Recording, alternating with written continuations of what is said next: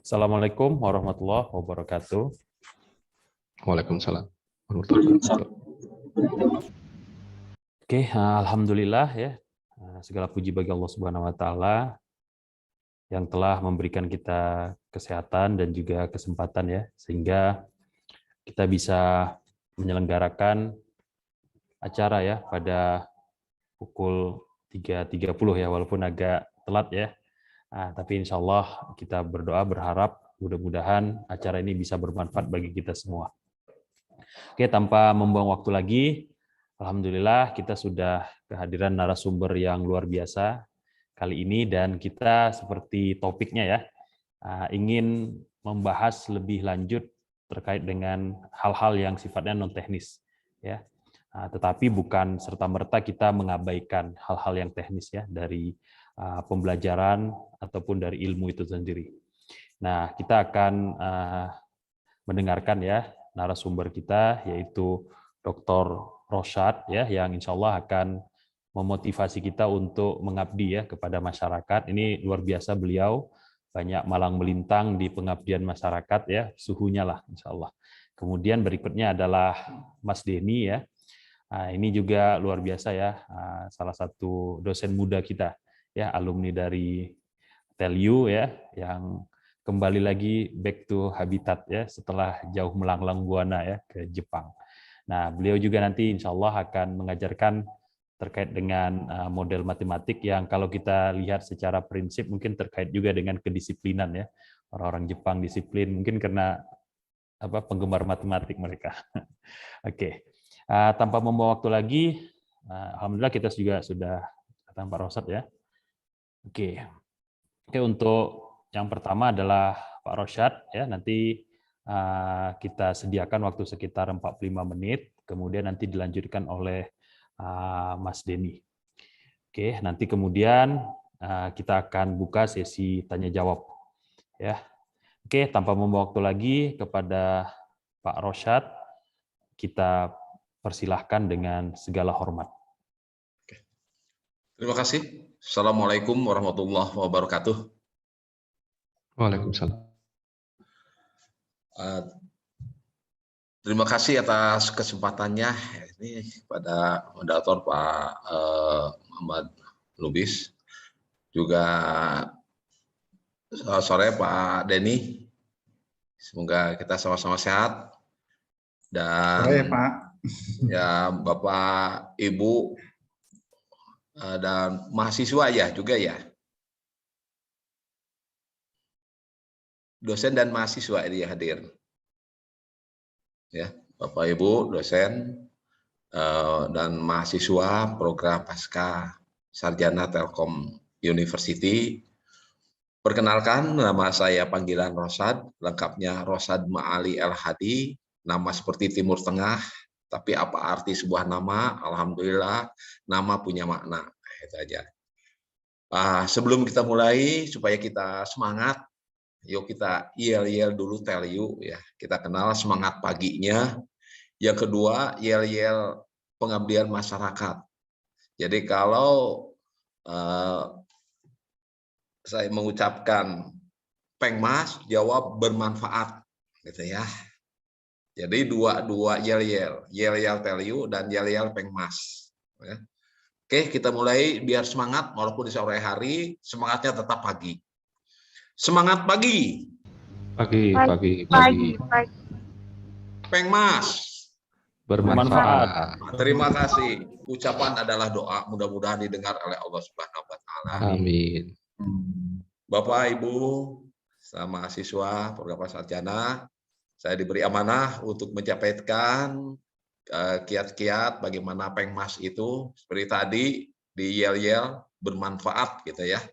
Itu ujung-ujungnya bisa bermanfaat bagi masyarakat industri, dan bagi masyarakat pendidikan.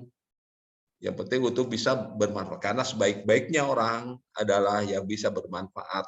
Sebaik-baiknya hidup kita ini adalah bisa bermanfaat bagi orang banyak. Itu yang perlu kita hayati. Nah, izinkan saya untuk share dulu, tapi lebih banyak nggak begitu panjang ya. Nanti video-video itu lengkap bisa nanti di copy ya. Ada video-video karena tidak mungkin dengan 45 menit itu menyampaikan seluruhnya gitu ya. Hanya sebagian saja yang bisa disampaikan, lebih banyaknya kita sharing.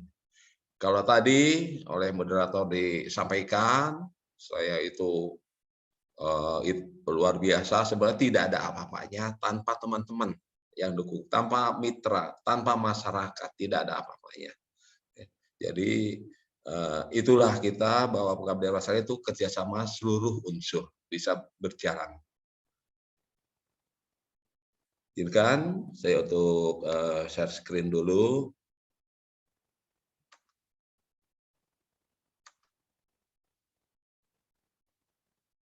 Kayaknya sudah nampak. Oke, sudah Pak? Sudah. Sudah ya? Oke.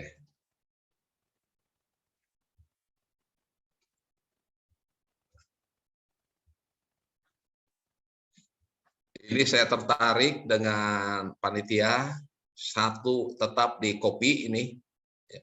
Ketika manusia mulai berpikir layaknya komputer yang hanya memberikan jawaban, maka moral dan etika mulai menjadi hal yang tidak berguna.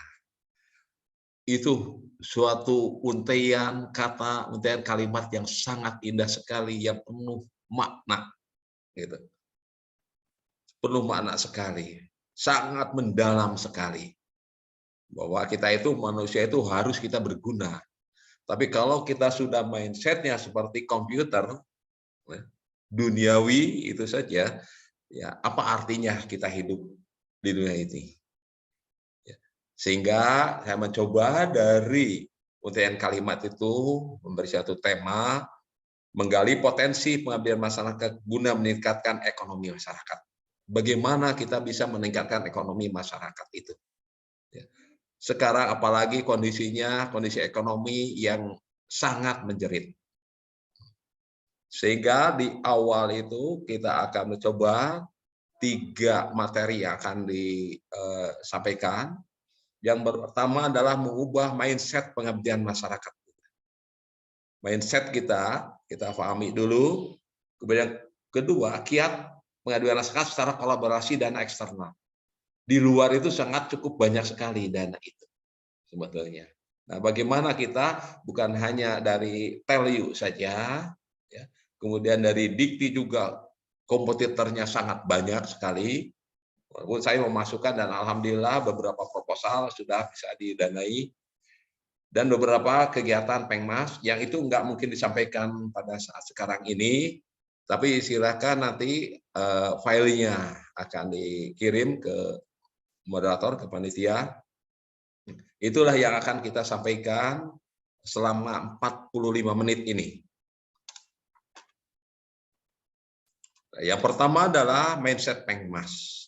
Mindset Pengmas adalah salah kalau kita hanya mengabdikan. Dari penelitian bisa diangkat menjadi Pengmas. Dari Pengmas bisa diangkat jadi penelitian. Itu mindset kita, mengubah mindset kita. Ya. Jadi mengubah tentang mindset kita tentang pengabdian. Jadi bukan hanya memberi dalam bentuk finansial, itu betul. Tapi lebih baiknya memberikan kita dalam bentuk pancingannya. Silakan bagaimana meramu umpannya sehingga dapat ikan yang banyak. Itulah kita mengubah mindset itu. Tidak salah kalau kita memberikan sembako. Tidak salah kalau kita memberikan uang. Tidak salah kita memberikan beras dan lain sebagainya. Tapi yang lebih penting bagaimana mindset kita mengubah. Kita memberikan kailnya. Silakan masyarakat itu meramu bagaimana bisa menghasilkan sesuatu yang lebih.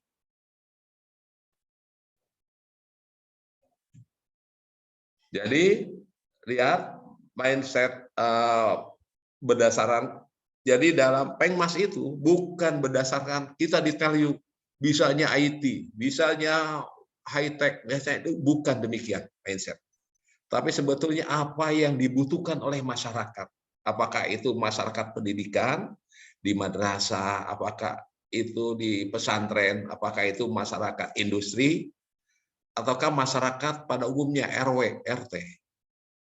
Apakah bisa pengabdian masyarakat untuk posyandu? Bisa. Tapi apa yang dibutuhkan pada saat posyandu itu? Nah, itu mindsetnya kita ubah, apa yang dibutuhkan. Bukan apa yang kita kuasai. Sehingga kalau apa yang dibutuhkan, kita mencari solusi, masyarakat ini masalahnya gini, kita solusi, maka dibentuklah tim sesuai dengan masalah dan kebutuhan masyarakat itu. Jadi tidak hanya, wah ini TI, oh ini SI, wah ini elektro, wah ini TT. Sebetulnya butuh ini, kita nggak bisa, kita hanya. Tidak ada di Telyu, toh antar perguruan tinggi bagus. Di TELU contohnya tidak ada jurusan mesin, kita perlu mesin. Tidak ada jurusan kimia, ya kita hire dari perguruan tinggi yang ada prodi kimianya. Dan itu yang pernah tim kami lakukan hal itu. Jadi saya kebutuhan, di kita tidak ada sumbernya, maka kita cari ke yang lain. Nah, itu mengubah kita mindset. Bagaimana pengabdian bisa diangkat ke penelitian? Kalau istilah saya itu 1 kali berlayar 2-3 pulau terlampaui. Pernah pengabdian masyarakat 1 dapat dipatenkan. Paten bisa 2, saya pernah. Desain industri gambarnya, dan satunya lagi adalah paten sederhana. Kemudian ikut masukkan ke dalam jurnal. Kita dapat juga bisa. Dikajinya bagaimana kinerja alat, kinerja apa, ataupun kita mengkaji kalau itu di posyandu ada sentuhan-sentuhan IoT-nya, bagaimana sebelum dan sesudahnya kita kaji. Sehingga saya itu mengatakan 1 kali berlayar 2-3 pulau terlampaui. Nah, bagaimana Pengmas kolaborasi dana eksternal? Alhamdulillah dari USAID pernah dapat waktu itu 350 juta. Dari British Council pernah dapat itu 200 juta. Dari DEC BI, Departemen Ekonomi dan Keuangan Syariah, itu alhamdulillah itu beberapa provinsi telah diikuti, dan kemarin ini ditangani oleh FRI. Nah, kemudian merapat ke Provinsi Jawa Barat, beberapa dinas, dan sekarang sudah dekat sekali dengan Dinas Perindustrian Perdagangan Kabupaten Bandung. Ya, dengan Pak Denny kita sudah merapat ke Dinas Perindustrian Provinsi Jawa Barat. Cuman kita belum ada menindaklanjutnya, gitu kan, tindak lanjutnya untuk itu. Nah, itu di Kabupaten Bandung Barat juga. Nah, kemudian di Garut, di beberapa kota di Jawa Barat, termasuk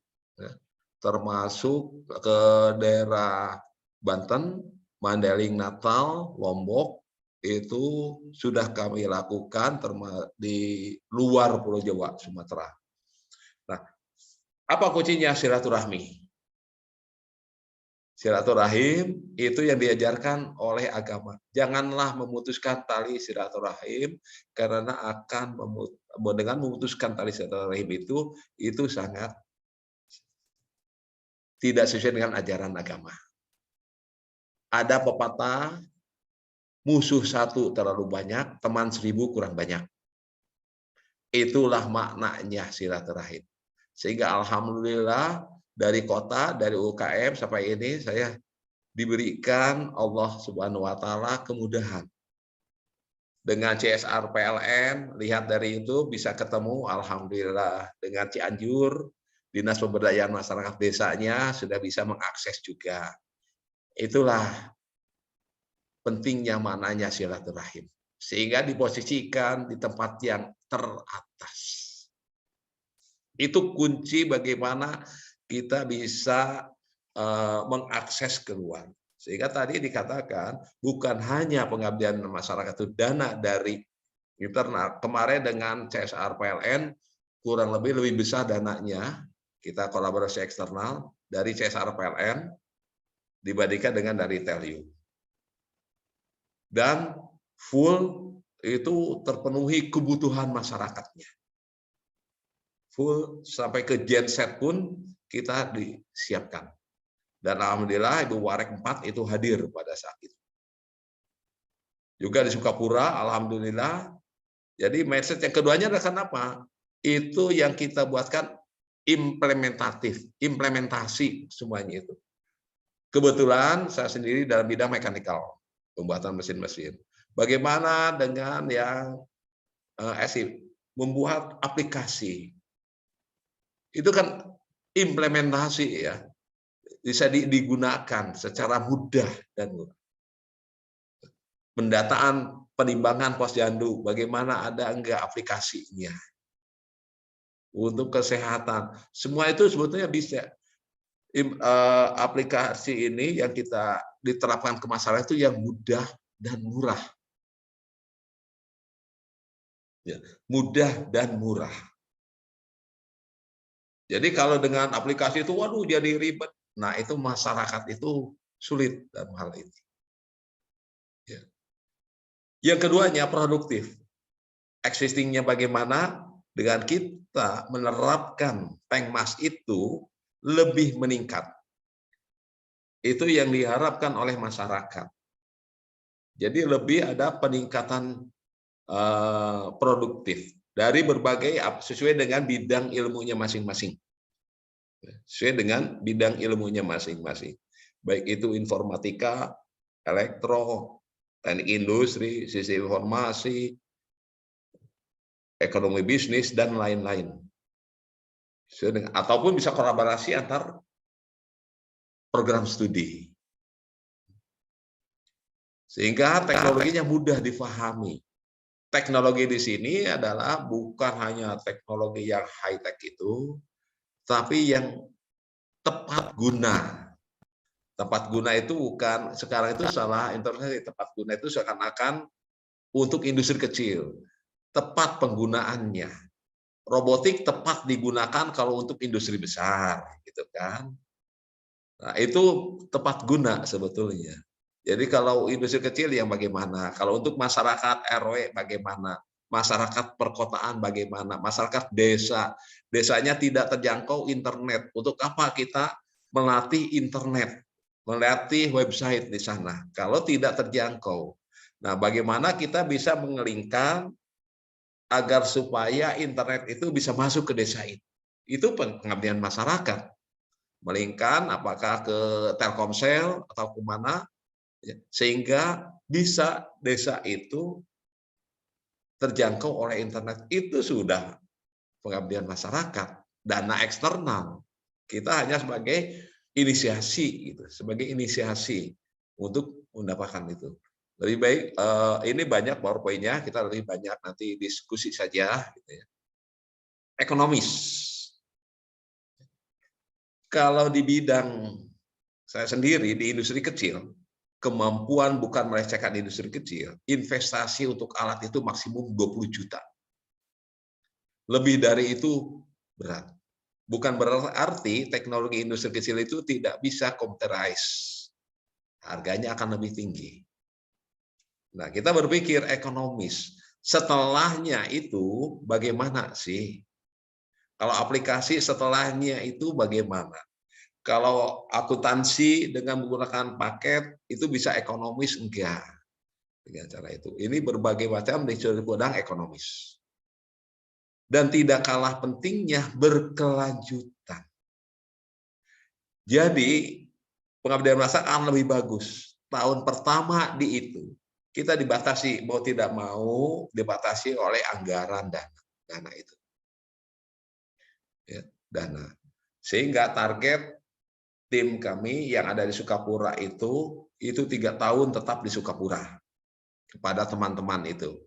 Nah, itu keberlanjutan itu adalah terus jangan sampai tahun ini baru setengahnya pindah ke desa ini, pindah ke desa ini. Nah, itu juga kurang saya tidak menyatakan tidak bermanfaat ya. Hasilnya itu kurang mengkerucut dimanfaatkan oleh masyarakatnya. Jadi keberlanjutan itu minimal itu 3 tahun di tempat yang sama. Itu berusaha. Nah, bagaimana dengan mahasiswa itu bisa estafet dengan adik angkatannya, dengan dosen pendampingnya, sebenarnya sama gitu. Dulu kebetulan di Telio itu belum ada mata kuliah KKN ya. Saya sebelum di Telio saya ngajar di ini ada KKN. Itu akan tetap di desa itu selama target 3 tahun saya berarti, sampai dengan dapat dirasakan oleh masyarakat. Menguntungkan dari berbagai aspek, menguntungkan itu. Menguntungkan itu dari segi finansial ya. Dari aspek kepercayaan dari pihak luar ya menguntungkan. Wah, lihat ini sudah ada perubahan ini sehingga investor pun berani, perbankan pun berani. Itu bisa menguntungkan. Bukan hanya dalam bentuk bisnis menguntungkan. Bagaimana kalau posyandu? Kan itu sosial, nggak ada menguntungkan, gitu kan? Menguntungkan itu dalam arti luas. Menguntungkan bukan hanya finansial saja. Hemat energi dan operasional penggunanya. Jangan sampai kita melihat seperti yang bidang core kompetensi saya sendiri di bidang mekanikal, nggak bisa memaksakan di desa dengan wattnya itu 800 atau 1000 watt. Karena nggak ada. Paling besar itu yang paket 450 di desa-desa itu. Nah, bagaimana kita bisa memanfaatkan energi itu? Nah, dan yang terakhir, ke-9, diusahakan multifungsi, multi manfaat. Itu akan lebih mengena lagi di masyarakat itu. Apabila multifungsi, multi manfaat, satu kegiatan bisa manfaatnya ini. Itu akan lebih baik lagi dalam melakukan pengabdian masyarakat. Nah, ini semua dibentuk dalam proposal, insya Allah itu pihak luar dalam hal ini sekarang sudah ada channel, sudah silaturahmi ke CSR-nya Bio Farma. Ya, insya Allah itu akan kita tindak lanjuti untuk kegiatan itu, dan dengan Pak Lubis saya juga mengajak kirimkan ini kan, nanti proposal selesai silakan diperiksa, kita akan intikan ke Pemprov Jabar, ya, ke Pemprov Jabar. Itu salah satunya. Jadi lebih baik kita pernah berusaha walaupun gagal, minimum dapat pengalaman, daripada kita tidak pernah gagal, tidak pernah berusaha membuat proposal. Nah, apakah benar gini? Alhamdulillah dari Kabupaten Bandung Barat sudah dipercaya Telio itu. Walaupun Pemkabnya kalau tidak salah belum melakukan MOU dengan Telio. Tapi selalu kita mengadakan PKS, yang perjanjian kerjasama, itu binaan Telio yang sekarang ikut lomba, yaitu mendirikan Posyantek Des, itu akan dilakukan ke tingkat Jawa Barat. Binaan kita. Nah, dengan pengabdian masyarakat, alhamdulillah saya bisa dipertemukan dengan tokoh-tokoh Jawa Barat maupun nasional. Dengan Pak Hatta Rajasa, saya bisa ketemu, alhamdulillah dengan gubernur, dengan wakil gubernur, Anugerah Inovasi Jawa Barat, diundang juga ke rumah dinas gubernur tingkat Kabupaten Bandung Barat pada saat Pak Jokowi waktu pertama ke Telio, saya baru gabung Telio, diberi kepercayaan masuk ring 1 dan menjelaskan kepada beliau. Waktu ada Puan Marani, dan ini narasumber tunggal dan pameran tunggal hasil karya pengabdian masyarakat tim kami di Telkom University pada saat Ibu BUMN itu hadir ke Telkom University.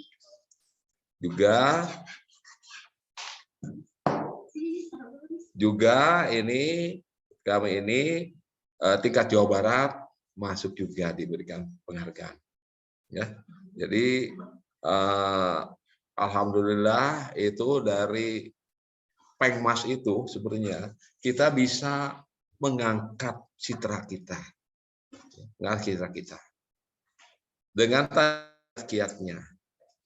Jadi beberapa akses. Jadi kalau wah dananya kecil bisa sebetulnya, bisa. Asal kita bisa tadi silaturahmi. Mau kemana kita membuka jejaring itu.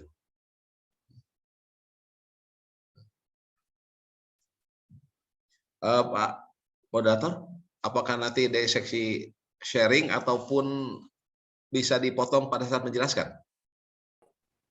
Silakan Pak, kalau mau sharing langsung aja.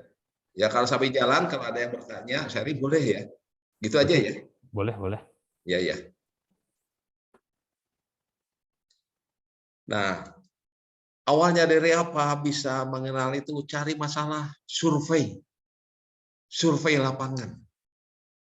Mohon maaf, pengabdian masyarakat tidak cukup hanya di bangku kuliah, tidak menyalahkan ya, awasnya, tidak menyalahkan. Saya tidak mengucapkan salah kalau hanya di kampus. Jadi tidak cukup hanya di kampus saja, tidak cukup hanya via internet saja. Kita harus terjun ke lapangan, melihat secara fakta apa yang dibutuhkan dan bagaimana solusinya, itu yang paling penting. Yang paling penting. Sengaja saya memperlihatkan bagaimana survei kami. Pernah survei jam 1 dini hari, Bapak dan Ibu yang saya hormati, serta mahasiswa perlapasan yang saya cintai. Jam 1 dini hari, berangkat itu jam 11 dini hari. Dapat informasi di Buah 2, pusatnya Opak Ketan, Buah 2, itu mulai menumbuk nasi ketan jam 1 dini hari sampai dengan jam 6 dikurangi penumbuknya sholat subuh.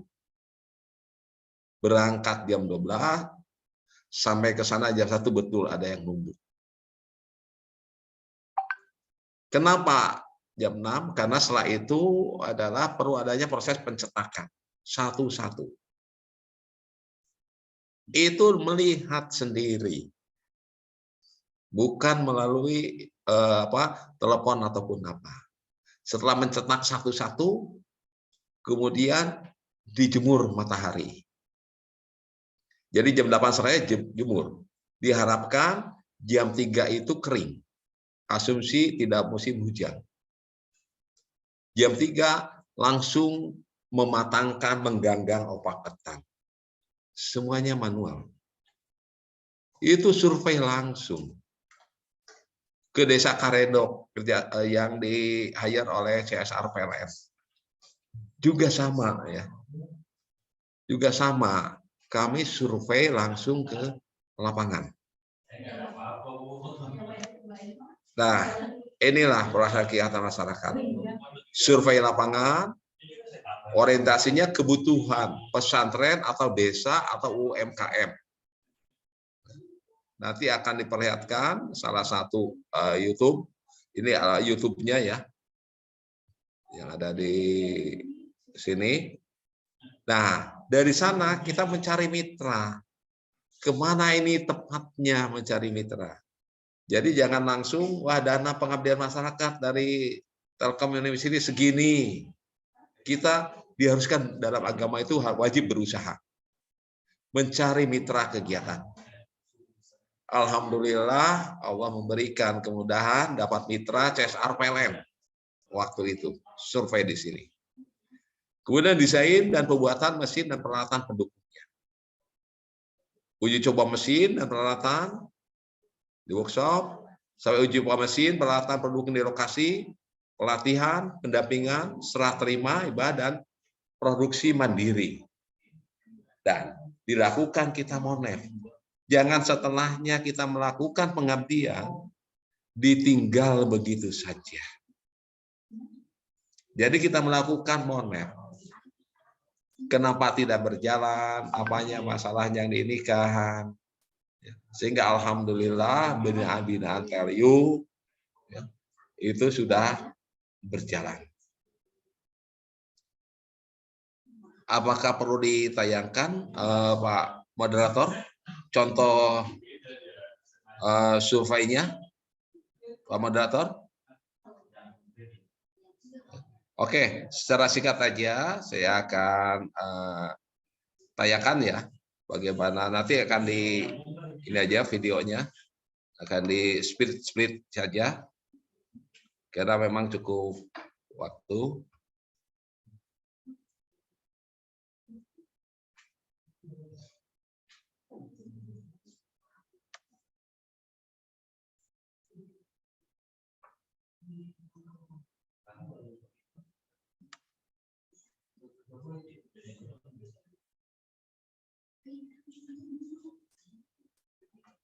Ini agak lama nih loadingnya. Nah, udah nampak? Belum, Pak. Halo? Belum muncul video.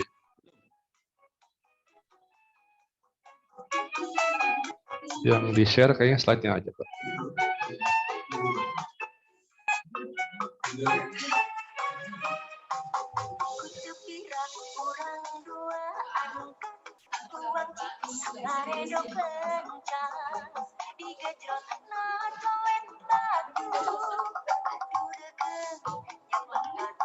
Jadi tarik aja, guys.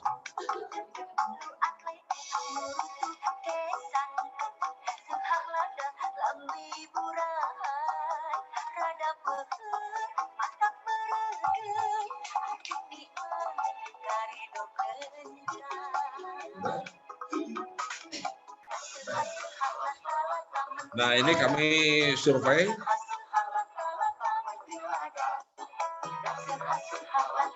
sampai ke desa. Ini saya langsung lewat ya, karena waktu. Nanti bila diperlukan.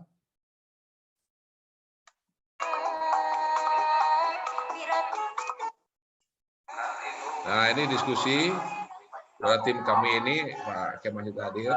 Ini dari CSR PLN. Itu.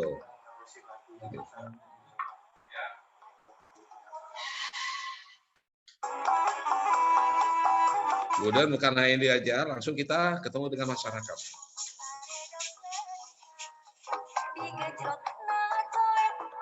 Nah, mungkin. Nah, jadi langsung kita ke lapangan, bukan katanya gitu.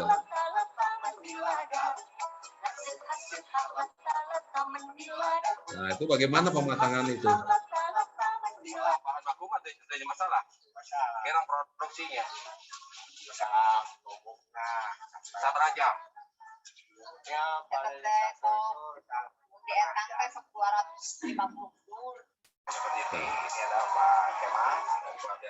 Ini kepala desa, ini desa PLN. Kerjasama yang baik antara Telkom University sama Desa Karet. Semoga bisa dari CSR PLN. Semoga nanti tidak hanya di Desa Karet saja, bisa nanti di desa-desa lain. Bila ada kegiatan lain. Ini Pak Kemas, beliau sebagai tim peneliti ya, bukan sebagai dari sananya. Tim pengabdian masyarakat. Masyarakat kita pasti bisa.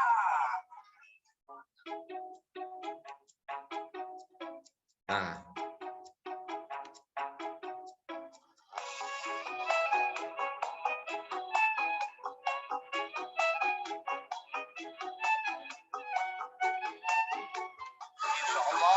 Insya Allah kita sukses semuanya. Terima kasih.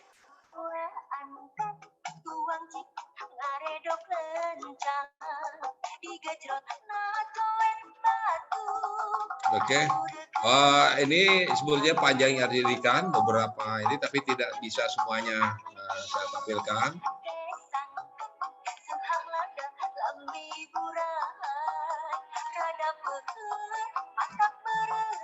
Oke, saya kira itu yang bisa disampaikan. Nanti mungkin sharing setelahnya Pak Denny ya.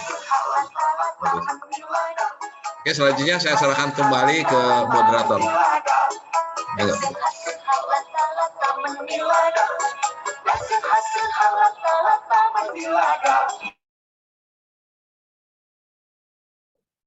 Oke, terima kasih Pak Rosyad.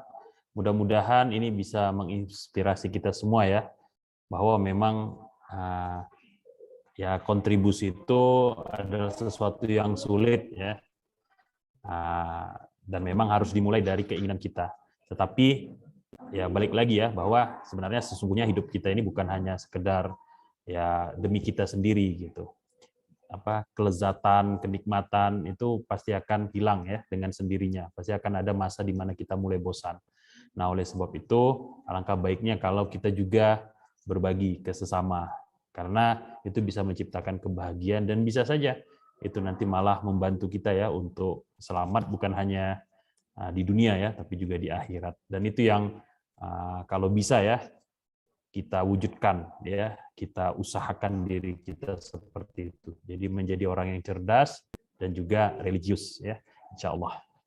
Oke, berikutnya kita masuk ya ke narasumber kita yang kedua yang mungkin bisa menawarkan perspektif yang baru ya terkait dengan model matematik dan apa sih rahasia sebenarnya dari matematika ini, karena secara prinsip mau tidak mau penelitian-penelitian harus memakai ya model-model matematik untuk menerangkan dengan lebih luas dan juga dengan lebih gampang ya, terkait dengan visualisasinya, terkait dengan hubungan dan seterusnya. Oke, tanpa berlama-lama kita persilahkan kepada Mas Denny untuk memberikan arahan-arahan ya kepada kita semua. Mudah-mudahan ini bisa membuat kita ya jadi doyan kembali ya dengan matematika. Oke, silahkan kepada Mas Denny dengan segala hormat kami persilahkan. Baik, terima kasih Pak Dr. Muhammad Lubis atas waktunya. Suara saya kedengarannya, Pak? Terdengar, Pak? Oke, sudah, Mas. Clear. Jelas ya. Baik, senang sekali rasanya diundang sama Pak Muhammad untuk menyampaikan materi yang memang bidang saya gitu ya, membuat model matematika. Nah, selama ini memang sangat jarang ya, terutama mungkin di kampus kita di Telkom University ya sebenarnya yang mempelajari di bidang matematika. Jadi pada saat diundang oleh Pak Muhammad ini saya justru sangat semangat gitu ya. Wah, alhamdulillah saya kembali lagi ke dunia saya di dunia matematika gitu ya, di dunia matematika karena matematika itu sebenarnya saya kenal semenjak kecil teman-teman sekalian, semenjak kecil dan kemudian juga rasanya tertarik gitu ya ikut lomba dan sebagainya sampai kemudian matematika memang akhirnya menjadi jalan pilihan saya untuk melanjutkan pendidikan ya sampai di tingkat doktoral. Mohon izin saya sharing screen terlebih dahulu dan tadi yang menarik juga topik yang disampaikan oleh Pak Rosyad ya. Kalau Pengmas ini tell you selalu dikenal Pak Rosyad gitu ya. Bahkan saya sangat sangat takjub, sangat meneladani Pak Rosyad ini karena sudah memiliki paten gitu ya. Karena paten ini nggak sembarangan teman-teman sekalian. Paten ini salah satu bukti karya nyata dosen yang sangat diakui ya. Bahkan kalau untuk kedosenan, untuk riset atau sebagai peneliti itu nilai poinnya sungguh sangat tinggi karena prosesnya itu berjenjang gitu ya. Mulai dari dokumen ininya ya Pak, dokumen yang diajukan, dites dan sebagainya. Ini cukup menarik sebenarnya yang disampaikan oleh Pak peserta ini. Teman-teman sekalian, saya izin sharing screen. Sebelumnya tadi yang model matematika maka saya kasih judul saja. Mungkin karena ini introduction, mungkin kalau nanti tertarik untuk berkenalan lebih jauh terkait matematika dan sebagainya. Saya beri judul What is Mathematical Modeling. Jadi emang kadang-kadang atau semenjak kecil gitu ya, kita tuh selalu disuguhi dengan kenapa sih harus ada matematika terus, bahkan sampai di tingkat kuliah, mau kuliah S1, S2, S3 di engineering, ataupun di dunia sains selalu akan berkaitan dan berhubungan dengan matematika. Karena matematika ini, teman-teman sekalian, saya ingin menggambarkan bahwa matematika ini not only just calculating, but mathematical is communication between each other. Jadi sebenarnya matematika ini sudah terbiasa di kita sebenarnya. Hanya saja matematika ini adalah simbol komunikasi. Kalau hari ini saya ngobrol dengan bahasa Indonesia karena kita sama-sama orang Indonesia dan kita sama-sama tahu bahwa makna setiap kata yang saya sampaikan itu teman-teman bisa paham. Maka sebenarnya sama, matematika ini adalah komunikasi. Orang biologi, orang kimia, orang industri dan sebagainya, atau bahkan orang informatika, itu kan nggak bisa nyambung ya, satu ngomong biologi tentang proses fertilisasi misalnya, proses fertilisasi. Di kimia dia ngomongin senyawa-senyawa yang bisa dilebur jadi satu sehingga membuat menjadi senyawa yang baru. Di bidang informatika kita ngomongnya coding. Jadi kalau gabung tuh nggak bisa nyambung. Nyambungnya dengan cara apa? Salah satunya adalah komunikasi antara peneliti, antara masing-masing peneliti itu dengan cara komunikasi. Nanti saya akan tunjukkan. Untuk perkenalan lebih jauh, ini profil singkat saya, teman-teman sekalian. Jadi saya dari Tegal, tapi bahasa saya emang tidak terlalu terlihat, emang karena lahir di kota Depok sebenarnya. Saya lahir di kota Depok, cuman saya memang besar dan lama di Tegal. Sebenarnya kalau di sini ada yang orang Tegal, ngomong bahasa ngapak sama saya bisa keluar. Bahasa ngapak saya bisa keluar. Terus kemudian tadi yang disampaikan Pak Muhammad, jadi saya lulusan sebenarnya dari STT Telkom atau IT Telkom dulu. Terus kemudian melanjutkan kuliah di negeri Sakura, negeri matahari matahari terbit, yaitu di Jepang, tepatnya di kota Fukuoka di pulau bagian selatan di area Kyushu. Saya melanjutkan program master dan kemudian direct langsung melanjutkan program doktoral saya. Ini beberapa pengalaman riset saya memang banyak terjunnya justru malah di Jepang, karena habis waktu akademik saya lebih banyak memang di Jepang. Sehingga alhamdulillah saya bisa ikut beberapa program ke Australia, kemudian ke Busan University, kemudian juga saya ikutan internship di perusahaan Toshiba. Nanti saya akan tunjukkan bagaimana model matematika menerapkan di suatu perusahaan. Nah, ini beberapa pengalaman saja teman-teman sekalian. Nah, karena saya dari saya melanjutkan kuliah di S2 dan S3 saya di Jepang. Saya pada saat itu, teman-teman sekalian, saya ingin cerita sedikit. Jadi suatu saat, teman-teman sekalian, profesor saya tiba-tiba kalau di Jepang itu ada kayak lebarannya orang Jepang, namanya obong, hari obong. Biasanya masyarakat itu emang di hari obong itu mereka itu datang ke kuil Shinto di kuil Shinto. Nah, di kuil Shinto itu teman-teman sekalian mereka melakukan perayaan dan sebagainya karena masa obong tersebut. Kayak kita lebaran merayakan setelah bulan puasa dan sebagainya. Nah, tiba-tiba profesor saya ketika obong itu biasanya libur selama kita kenal nanti Golden Week. Jadi di Jepang itu ada namanya Golden Week, sekitar di bulan ini liburnya itu hampir 1 minggu. Tiba-tiba profesor saya kemudian di masa liburan itu ngajak saya ke kuil gitu. Ngajak saya ke kuil. Saya kaget pertama. Ini ayo jalan-jalan gitu ya, message ke line saya karena pakainya line. ayo jalan-jalan pergi, ajak keluarganya sama nanti ketemuan sama saya. Kemana sensei? Ke kuil. Wah, saya karena orang Islam pada saat itu saya bilang ke sensei karena di kuil sedang ada perayaan dan ibadah, saya nggak bisa datang ke kuil sensei karena saya orang Islam. Terus kata sensei bilang bahwasanya enggak, saya nggak akan mengajakin Demi untuk ikut menyembah-nyembah dan sebagainya.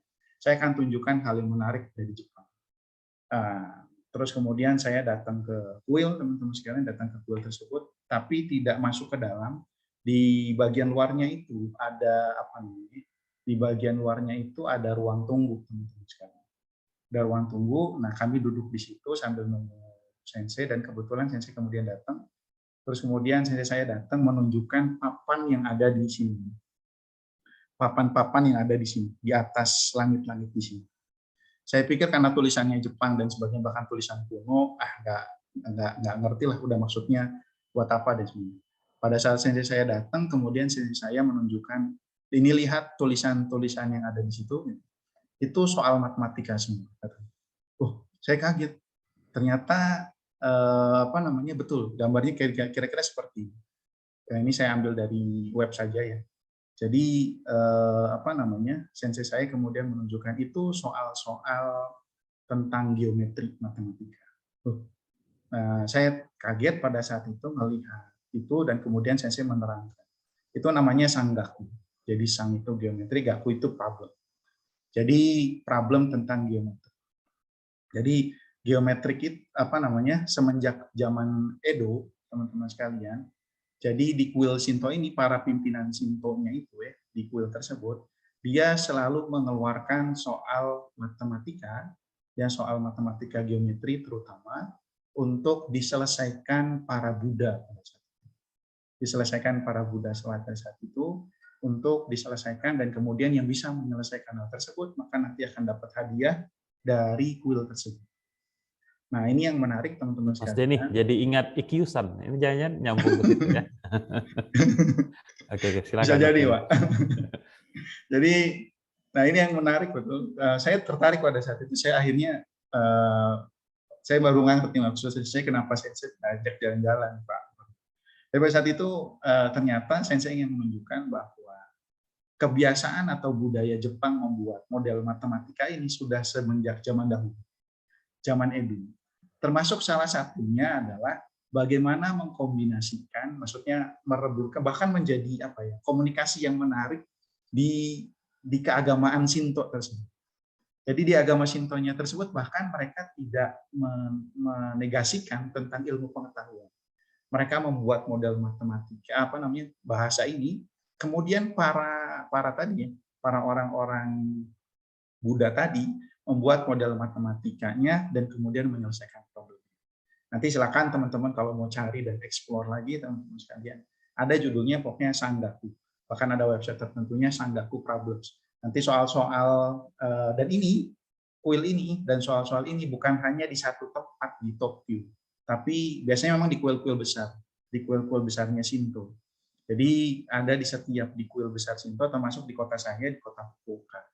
Jadi di kota Fukuoka itu ada satu kuil yang besar, Hakozaki namanya, dari daerah Hakozaki, itu menunjukkan semua soal-soal ini. Dan apa namanya? Dan ini menjadi salah satu kebiasaan kenapa kemudian orang Jepang akhirnya kemudian terbiasa dengan membuat model matematika dan sampai kita kenal menjadi salah satu leading sektor teknologi di Asia, di Asia. Karena mereka from this problem. Jadi kalau kita lihat teman-teman sekalian, Cina dengan budayanya yang sama ya, dengan budaya matematika itu juga menguasai teknologi dan sebagainya. Jadi perkembangan ilmu teknologi itu memang diawali dari perkembangan ilmu matematika tersebut. Nah, ini beberapa problem teman-teman sekalian yang kemudian dibiasakan di zaman Edo. Edo itu sekitar 1600-an sampai 1800 sekian, pokoknya di abad ke-20 ya. Apa namanya? Dan ini rutin dikeluarkan soal-soal tersebut. Dan tadi ya saya sampaikan juga bahwa matematika model itu not just a symbol, bukan hanya sekedar simbol, bukan sekedar apa ya, bukan sekedar hal-hal yang rumit ya, tapi ternyata hal ini adalah untuk mengkomunikasikan makna dari bahasa yang ambigu. Jadi contoh gini, kalau kita di SD, teman-teman sekalian, di SD, itu kan saya selalu ngajarin misalkan ke anak saya misalkan kelas 5 SD misalkan. Itu kan soal cerita. Soal cerita misalkan Budi membeli 2 apel, harga 1 apelnya adalah 3.000. Berapa total apelnya? Tapi dengan matematika apelnya dimisalkan saja dengan A, beli kemudian 2 kali A sama dengan berapa? A-nya sama dengan sekian. Itu kan jadi bahasanya lebih simpel.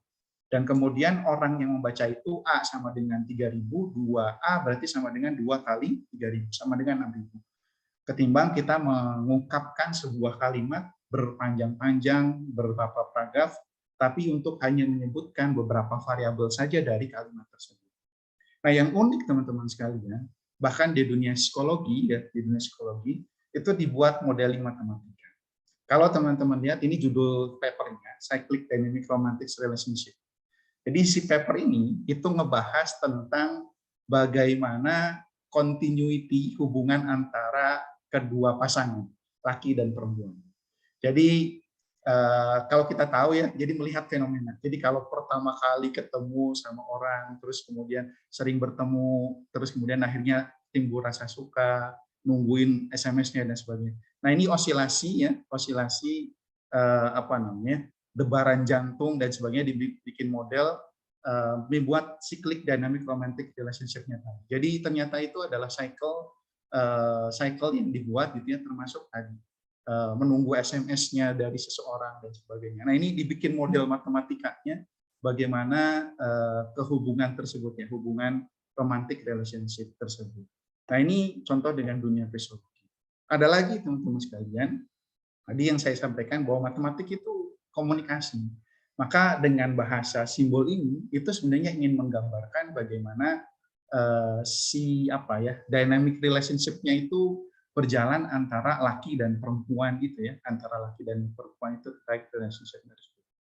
Bahkan teman-teman sekalian, yang unik adalah ini kalau teman-teman nanti lihat, saya lupa nama profesornya, profesor dari Australia kalau tidak salah. Jadi si profesor Australia ini dia menyampaikan tentang, jadi dia punya buku Seks Matematika. Jadi menyampaikan buku sebuah bikin model teman-teman sekalian terkait dengan si hormon laki-laki dan hormon perempuan.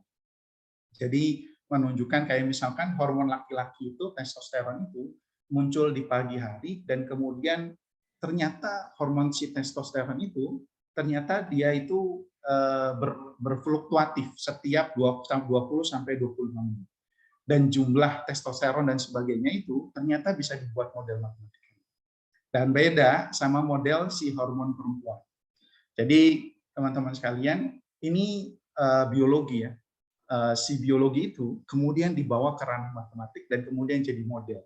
Sehingga apa? Saya sebagai orang matematika belajar biologi ngelihat rumus ini teman-teman sekalian, mungkin kesannya apa ya? Kesannya kayaknya ribet banget itu, ada integral, ada sigma dan sebagainya. Tapi kalau kita bandingkan dengan penjelasan teman-teman sekalian, penjelasan misalkan secara tertulis, maka rumus-rumus ini itu lebih pakemnya itu bisa dijelaskan ataupun bisa dipahami seorang matematikawan atau ilmuwan yang lainnya, misalkan lebih rigid dan lebih rinci dan lebih jelas ketika kita tahu variabelnya itu apa dan fungsi kaitannya itu apa dan sebagainya. Nah ini misalkan bentuk women's hormone equation misalkan, dan kemudian yang bagian bawah men's hormone equation. Jadi teman-teman sekalian, dari sini maka kita simpulkan ternyata menurut saya jadi kesimpulan teman-teman sekalian, kalau wanita lebih sulit dimengerti daripada pria. Nah ini ternyata sebaliknya.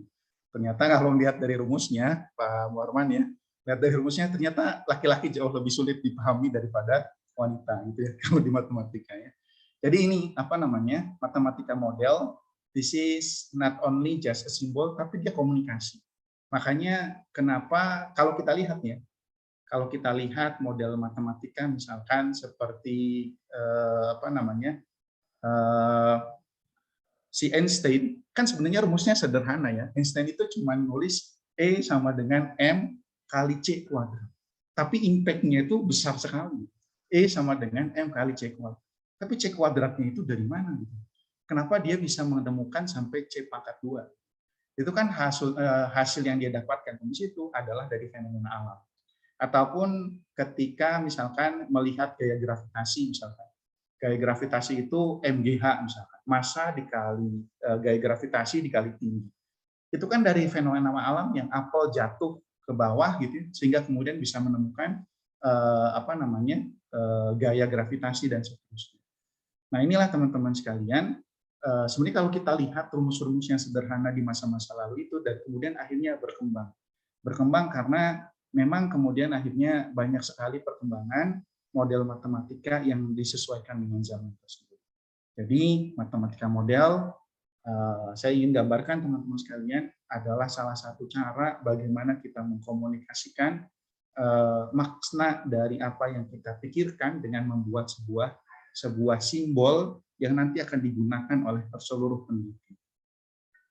Jadi apa kesimpulannya matematika modeling itu? Jadi modeling itu teman-teman sekalian adalah is a process that use math to represent, analyze, make prediction, or otherwise provide insight into the real world phenomena. Jadi teman-teman sekalian, bahwa model matematika itu adalah bagian dari cara kita membuat representasi sehingga kita bisa menganalisis. Ya. Karena menganalisis ini adalah sesuatu yang penting untuk melakukan sebuah improvement, perbaikan.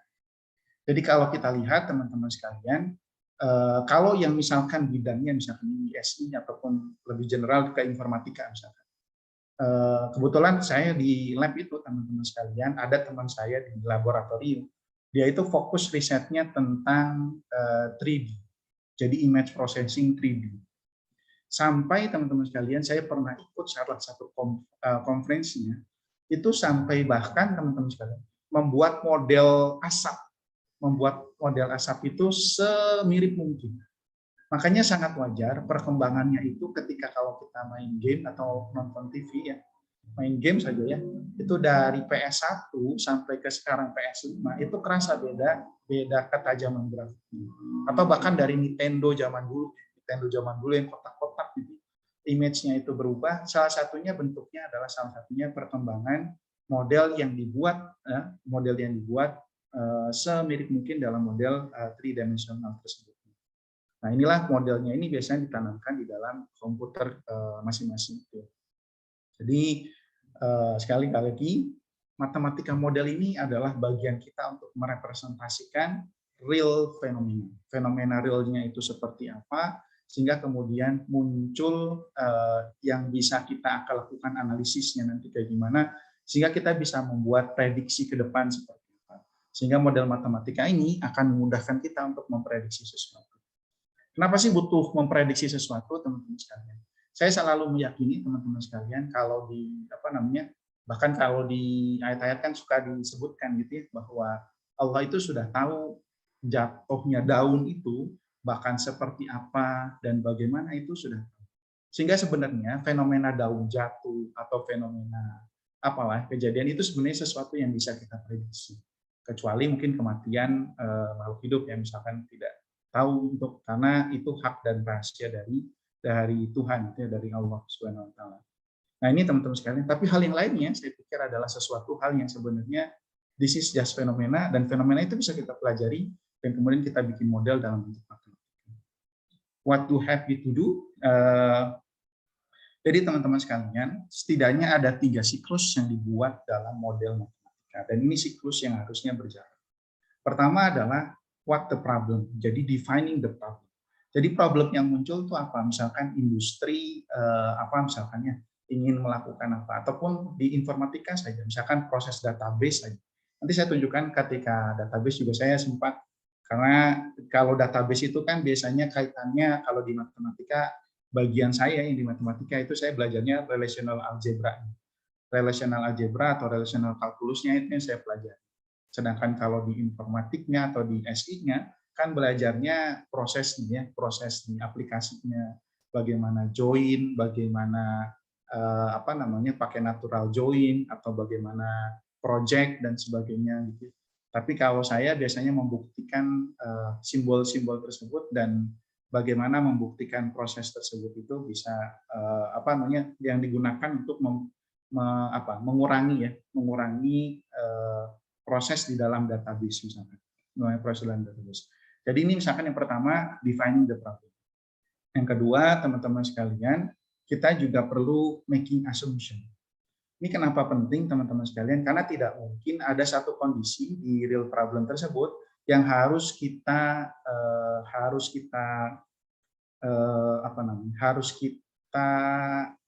toleransikan.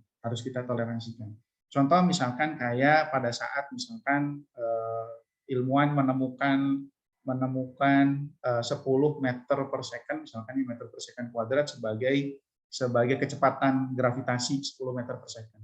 Dengan catatan tidak ada gaya gesekan misalkan. Itu kan asumsi-asumsi yang muncul sehingga ketika turun, teman-teman sekalian, si buah itu, kenapa kok dari atas ke bawah tidak sesuai waktunya? Karena ada gaya gesekan yang berbeda.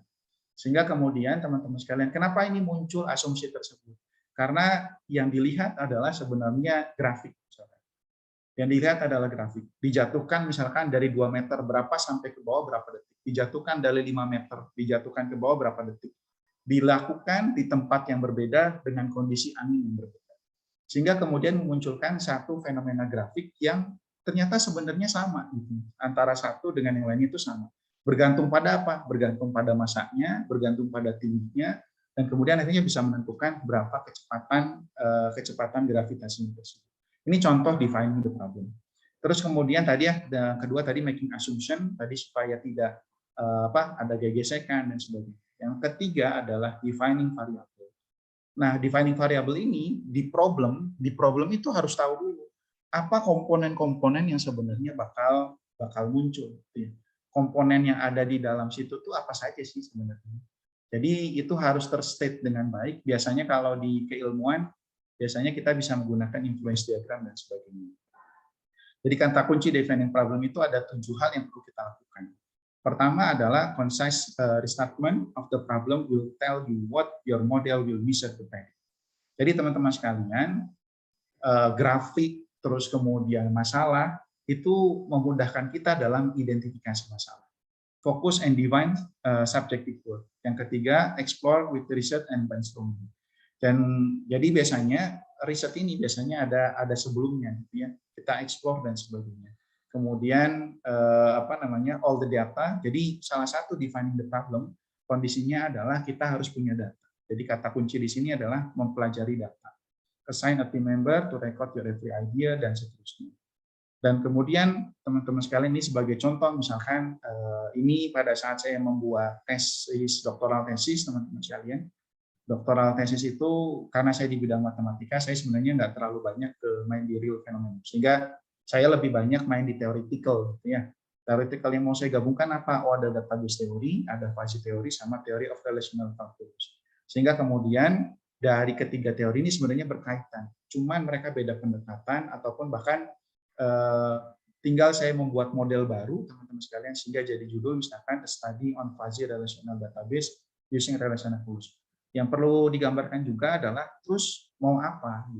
Dari sini tuh mau apa? Targetnya maka saya ingin membuat formal language-nya ya untuk fuzzy database misalkan. Sehingga kemudian saya bisa bikin formal verification.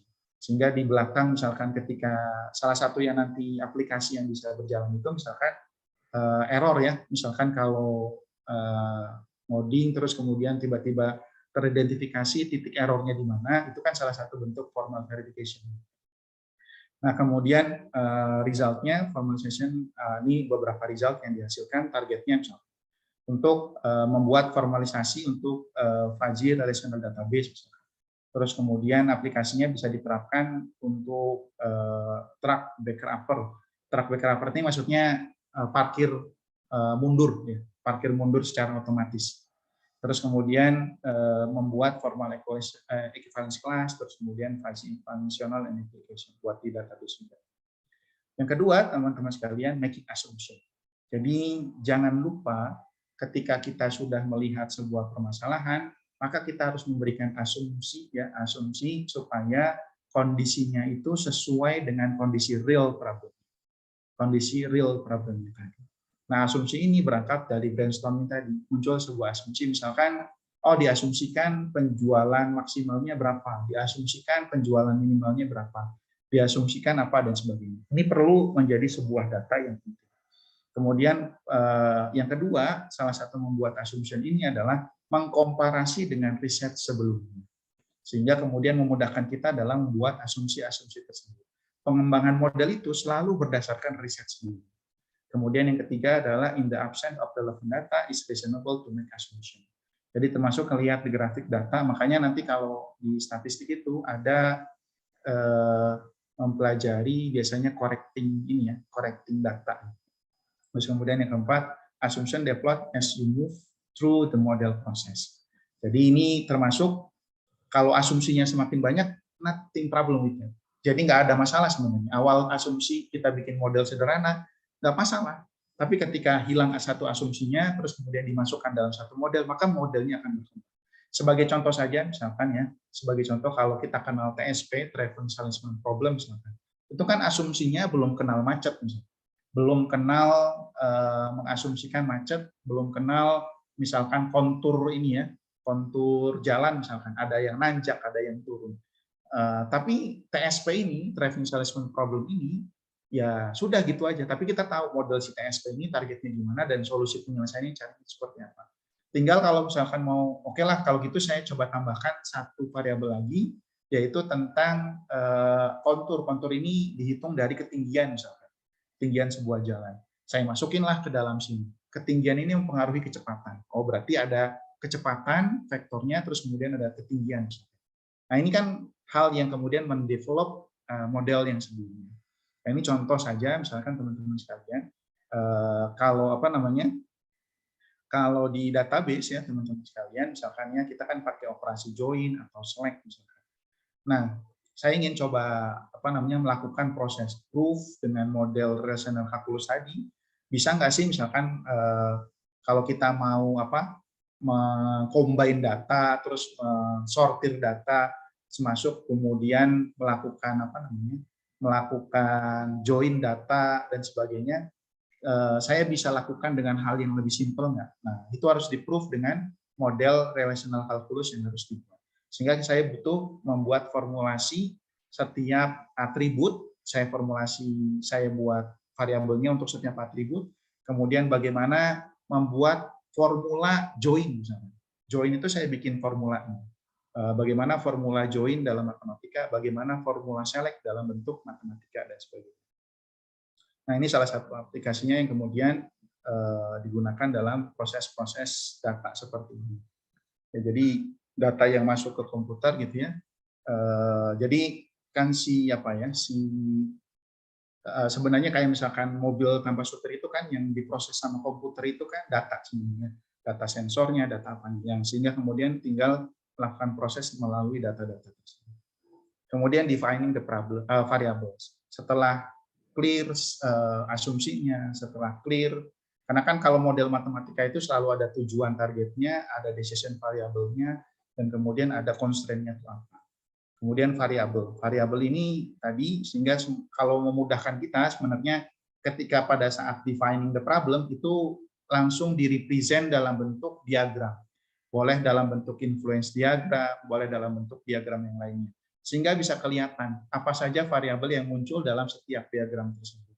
Sehingga kita tahu apa yang akan muncul dalam variabel-variabel apa yang akan berkaitan satu dengan lain. Nah ini contoh setelah tadi buat ini, maka saya definisikan dalam bentuk model matematika ini. Misalkan ini operasi join antara setiap relational table-nya, misalkan terus kemudian mengoperasikan ini. Bagaimana menghitung misalkan sudut truknya tadi ketika dia mau parkir secara otomatis dan kemudian dari data-data update yang didapatkan dari sebelumnya. Nah ini pakai rumus-rumus yang seperti ini. Nah ini sebagai contoh saja, sehingga kemudian kita juga bisa membuat algoritma ataupun proses algoritmanya dari input dan kemudian menentukan output targetnya apa saja dengan variabel-variabel tertentu. Nah, ini sebagai sebuah contoh. Nah, teman-teman sekalian, ketika kita sudah selesai sampai membuat model, maka akan mendapat result. Result ini nggak berhenti. Nah, result ini nggak berhenti. Maka harusnya mempunyai 3 sistem. Matematika model, kemudian kita inputkan ke dalam bentuk simulasi, hasil simulasinya ini komparasi dengan reality of interest. Ketika ada problem di sini, kemudian kita harus memperbaiki modelnya lagi sampai si hasilnya tersebut kalau tidak sesuai banget, paling tidak mendekati dengan kondisi real problem. Nah, bedanya apa verifikasi sama validasi? Verifikasi ini adalah model yang kita buat, kemudian diimplementasikan ke dalam model simulasi. Nah, ini verifikasi. Ketika modelnya udah sesuai, jadi misalkan si model matematika itu modelnya misalkan V sama dengan kecepatan sama dengan jarak dibagi sama waktu, misalnya jarak dibagi waktu. Ternyata pada saat di sini salah dibikin codingannya, V sama dengan jarak dikali waktu. Nah, ini kan verifikasi model apakah sudah sesuai dengan model matematikanya atau belum dari prosesnya tadi. Sehingga ini proses algoritma ini ditransformasikan ataupun dipindahkan dalam bentuk komputer model. Kalau sudah sesuai, maka kemudian divalidasi. Hasilnya sama enggak dengan model yang ada. Nah, ini prosesnya, teman-teman sekalian, proses di dalam matematika model yang tidak bisa kita bisa hindari. Pertama adalah design the model, terus kemudian setelah desain tadi kita lakukan, kemudian analyze, kemudian komparasi dengan resultnya, validasi dengan resultnya, modify lagi modelnya. Maka kayak tadi misalkan TSP tadi, oh itu udah nggak sesuai, harusnya rutenya dari kota 1 ke kota 2 ke kota 3. Tapi udah nggak sesuai tuh hasilnya, targetnya itu 70 menit, tapi ternyata in real problem, dia itu sampai waktunya makan 2 hari. Kenapa problemnya? Nggak ngitungin macet misalnya. Tidak mengikuti kontur jalan yang dari 1 ke 2, 2 ke 3. Nah, ini hal yang kemudian muncul untuk melakukan modify. Berarti dimodify. Gimana caranya memasukkan macet tadi? Oh, macet itu bisa direpresentasikan dengan apa? Kecepatan tiap jam. Oke, berarti tiap jam itu kita harus update. Bentuknya ini harus dinamis. Si kecepatan nggak boleh statis. Kecepatan itu harus dibuat dinamis sesuai jam waktunya. Nah, ini yang membuat akhirnya model itu harus menjadi dinamis, nggak boleh statis. Sehingga dimodify menjadi dinamis, kemudian observe lagi, sampai kemudian mengambil data lagi, kemudian identify lagi assumption-nya tadi.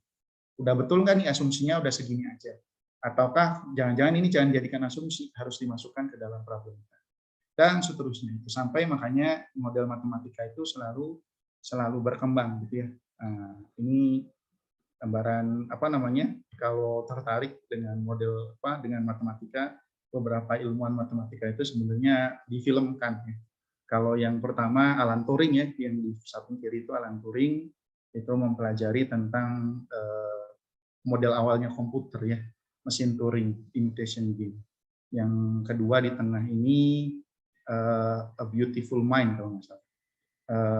Filmnya ini menceritakan tentang John Nash. John Nash itu ilmuwan matematika yang salah satunya fokus di bidang game theory, di game theory. Dan film yang ketiga ini orang India ya, Sri Vansa siapa? Namanya agak sulit disebutkan. Sri Vansa Marujahman atau siapa? Ya. Saya lupa menyebutkan kalimat katanya itu agak sulit. Beliau ini salah satu matematikawan yang otodidak, teman-teman sekalian, dari India ya. Kemudian diundang oleh profesor matematik ya pada saat di Perang Dunia Kedua, tapi belum sampai dapat degree teman-teman sekalian. Tapi unik, beliau ini makanya dijuluki ini ya, the man who know infinity. Sampai sekarang teori-teori yang dia kemukakan beliau ini masih belum banyak yang di-proof ya. Sehingga sekarang matematikawan itu masih membuat proof-nya dari teori-teori yang dia buat. Jadi beliau beranggapan bahwa setiap sesuatu yang ada di dunia ini punya pola. Contoh pasir misalnya. Pasir bentuknya kecil itu dia punya pola. Pola yang infinity. Nah, dia punya beberapa theoretical dan salah satunya mencari bukti-bukti. Jadi para matematikawan dia punya buku itu ya, membuktikan. Jadi bukunya itu diberikan kepada Prof. Harlow ini, ya, diberikan pada itu. Cuman karena dia tidak menuliskan dalam bentuk simbol, sehingga sulit dimengerti, gitu ya. Jadi dia hanya menuliskan secara otodidaknya tadi, bahasanya dia.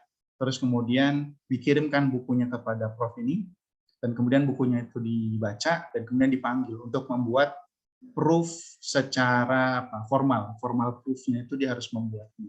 Nah, belum selesai formal proofnya dia buat semua dari teori-teori. Nah, sekarang masih dilanjutkan oleh para matematikawan. Nah, itu yang mungkin disampaikan sedikit, mungkin Pak Muharman sedikit lagi saya menyampaikan. Ini beberapa hal teman-teman sekalian. Contoh misalkan ini beberapa yang saya kerjakan dulu di Toshiba ya. Jadi di Toshiba itu ada proyek pada saat itu untuk membuat mobil tanpa supir ya, atau autonomous car. Jadi saya lakukan selama 3 bulan ya. Saya masuk ke tim ini, tim Interactive Media Laboratory, IML ya. Terus kemudian target dan problemnya ini. Jadi saya kayak main game, cuman main gamenya ini modding si mobil ini supaya mobil ini bisa jalan secara smooth sendiri. Jadi kalau saya tinggal pencet 1, dia pindah ke line 1. Jadi ada 3 line, kalau saya pencet 2, dia pindah ke line 2. Ini targetnya, dan kemudian saya bikin modelnya dulu. Jadi yang saya buat ini, yang merah, control sistemnya. Yang harus saya punya ini, reference path plan-nya, kemudian sistemnya harus masuk ke UC Win-nya, dan sebagainya. Nah, ini path planner-nya dari mana? Ini, yang buat path planner ini. Jadi dia kayak main game ya, dia buat path planner-nya dulu. Nah, mobil saya harus ngikutin path planner tersebut. Nah, ini bentuk kemudian bikin model ininya ya, model diagramnya. Tadi yang saya bilang defining the problem first ya. Nah, baru kemudian ini mulai bikin kontrolnya seperti apa. Nah, terus kemudian kita pahami, jadi pakai sistem PID. PID ini proporsional, integral and differentiative ya. Jadi ini maknanya kalau proporsional dia naik mundur ya. Jadi kalau misalkan digabungkan PID ini, maka dia akan konstan ya. Dia akan konstan dalam mengatur kecepatan. Nah, ini pakai rumusnya ini, kemudian dari rumus itu kemudian saya buat rumus perbandingannya ini ya.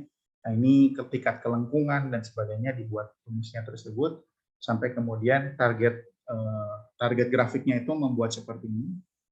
Nah, ini pertama kali saya buat. Nah, ini pertama kali saya buat modelnya masih kayak gini, membentur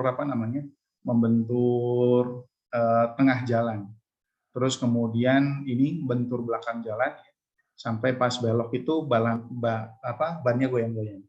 Karena pada saat diuji gitu ya, saya disampaikan. Jadi seminggu saya ini terus dievaluasi. Pada saat dievaluasi, kata pimpinan saya bilang bahwasanya ini bannya masih banyak goyangnya, jadi tolong diperbaiki lagi. Sehingga kemudian saya lakukan evaluasi ini lagi, titiknya di mana saja ya. Nah, ini ada problem di sini. Nah, kemudian dievaluasi di titik K20 dan K10 dan seterusnya, ini terus dievaluasi sampai akhirnya saya melihat trajektorinya, bagaimana bentuk trajektorinya, evaluasi speed-nya dan sebagainya. Sampai akhirnya alhamdulillah sudah smooth nih, actual plate-nya sama reference plate-nya sudah mendekati.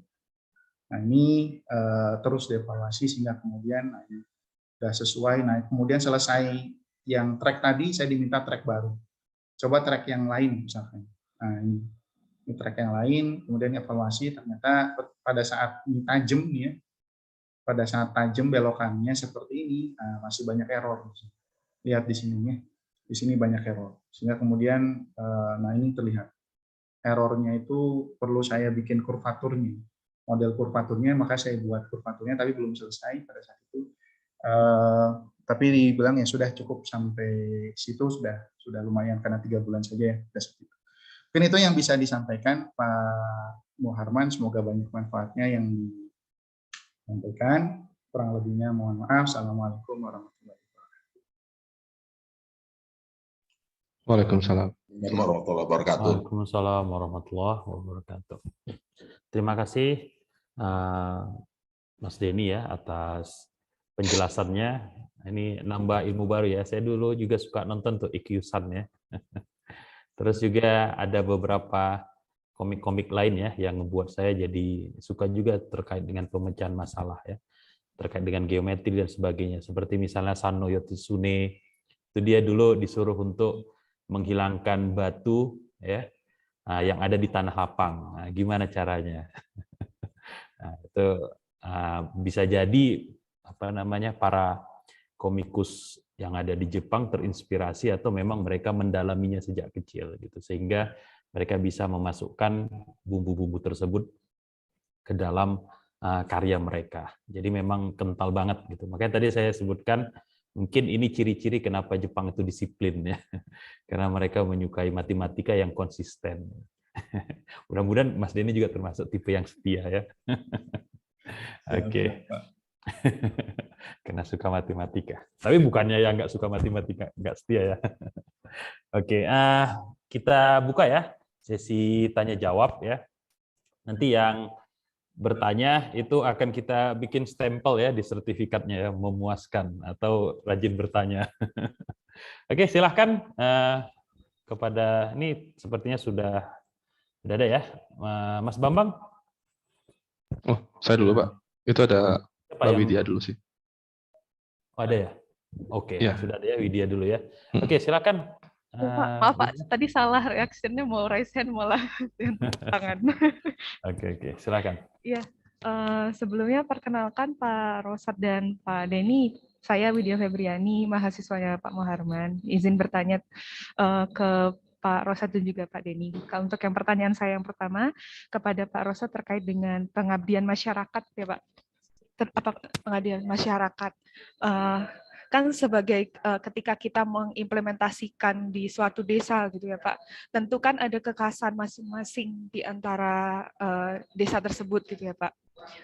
Sekiranya bagaimana sih caranya untuk kita bisa menyesuaikan gitu, ataupun bagaimana cara kita agar bisa masuk ke desa tersebut gitu Pak, dan dapat diterima di desa tersebut gitu ya. Karena challenge-nya sendiri kan yang paling berat adalah di situ ya, mengubah paradigma para masyarakatnya seperti itu Pak, untuk pertanyaan yang pertama.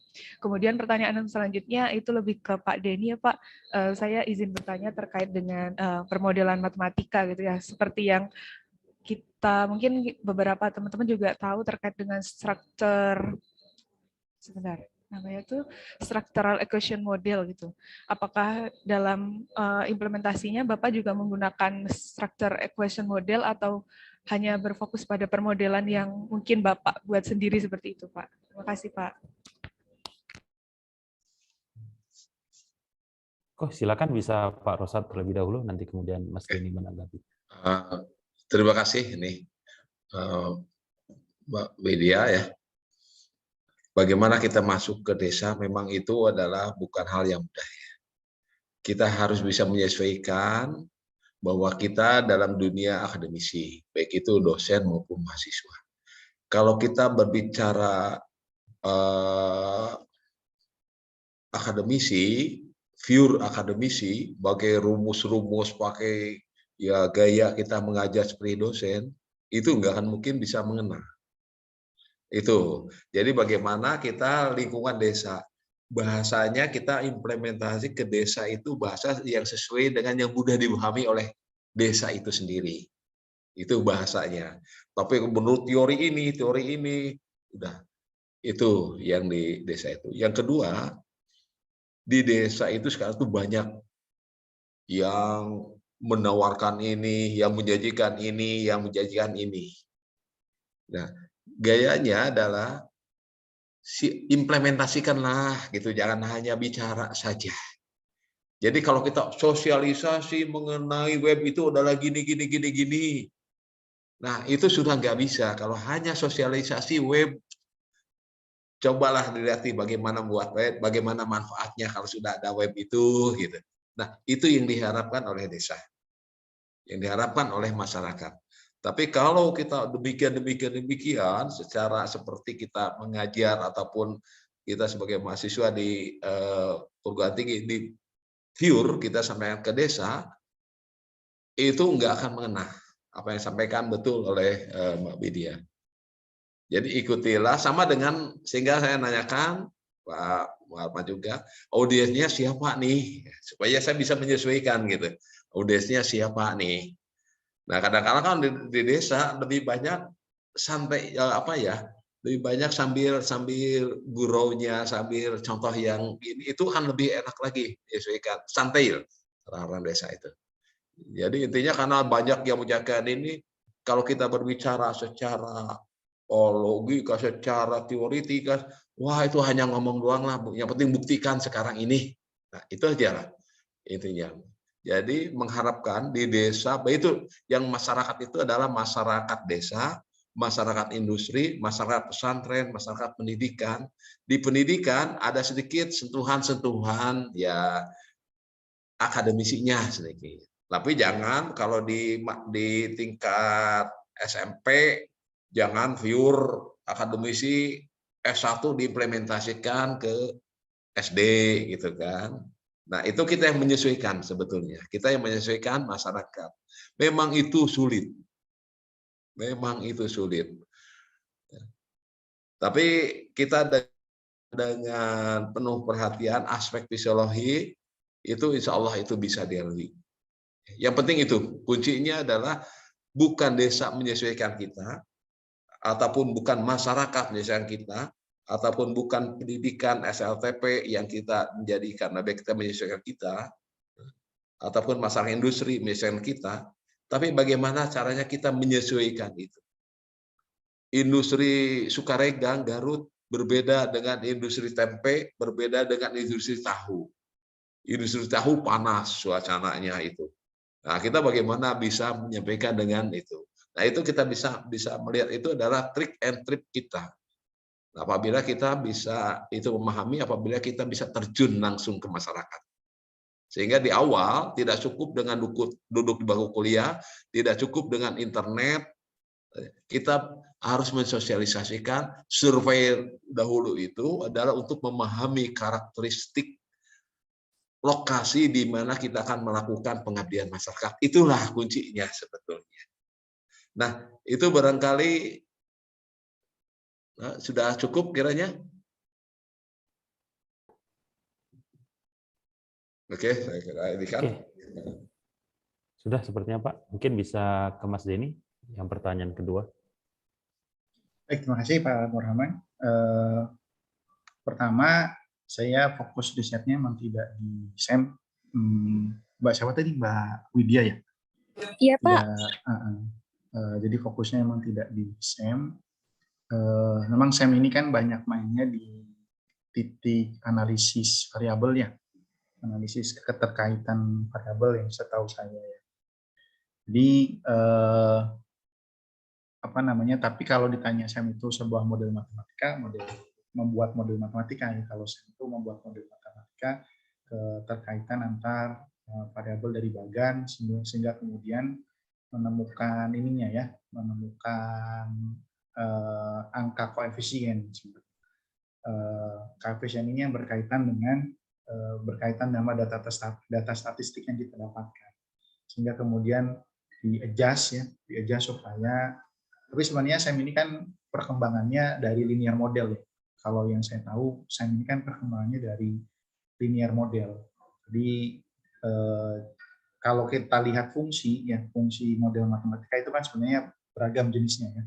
Ada model linear, ada model kuadratik, ada model yang sifatnya macam-macam, logistik model gitu ya, logistik model dan sebagainya. Nah, sehingga model matematika ini sebenarnya itu akan bergantung daripada titik tadi gitu. Makanya kenapa banyaknya SEM itu biasanya untuk menganalisis keterkaitan data di setiap variabel tersebut. Karena menurut saya sih karena terutama kayak misalkan di keterkaitan di manajemen organisasi ataupun apa dan sebagainya, itu karena banyak modelnya menggunakan linear. Kalau ininya meningkat, maka ini juga ikut meningkat. Gitu. Dan perbandingan tingkatannya itu biasanya tidak selalu signifikan kayak model eksponensial, kayak model logistik, ataupun model kuadratik. Itu mungkin Mbak Widya yang bisa saya jelaskan. Tapi untuk model matematika sebenarnya kita bisa lihat dari data grafik, kemudian lihat grafiknya tersebut sesuai dengan model apa, ataupun bahkan dari penelitian sebelumnya. Biasanya kan lebih mudah penelitian sebelumnya. Dan misalkan contoh kayak tadi saya tuh dari topik teori relational kalkulus hingga kemudian saya dalam tanda kutip relational kalkulus itu masih nyambung sama relational algebra. Di teorema kalkulus, relational kalkulus itu dia punya apa ya? Punya model yang lebih sederhana dengan menggunakan model operasinya itu cuman operasi map misalnya. Nah itu sehingga memudahkan saya untuk kemudian membuat analisis tersebut dari model-model yang lain. Itu mungkin Pak Widya yang bisa saya jelaskan. Oke, terima kasih. Baik Pak, terima kasih Pak. Oke, nanti mungkin Mbak Widianya bisa ini ya, bisa private mungkin ya sama Mas Denny. Biar lebih paham lagi evolusi pada model-model matematika. Oke, mungkin yang lain silahkan yang mau bertanya. Saya Pak, boleh? Oke, silahkan Mas Bambang.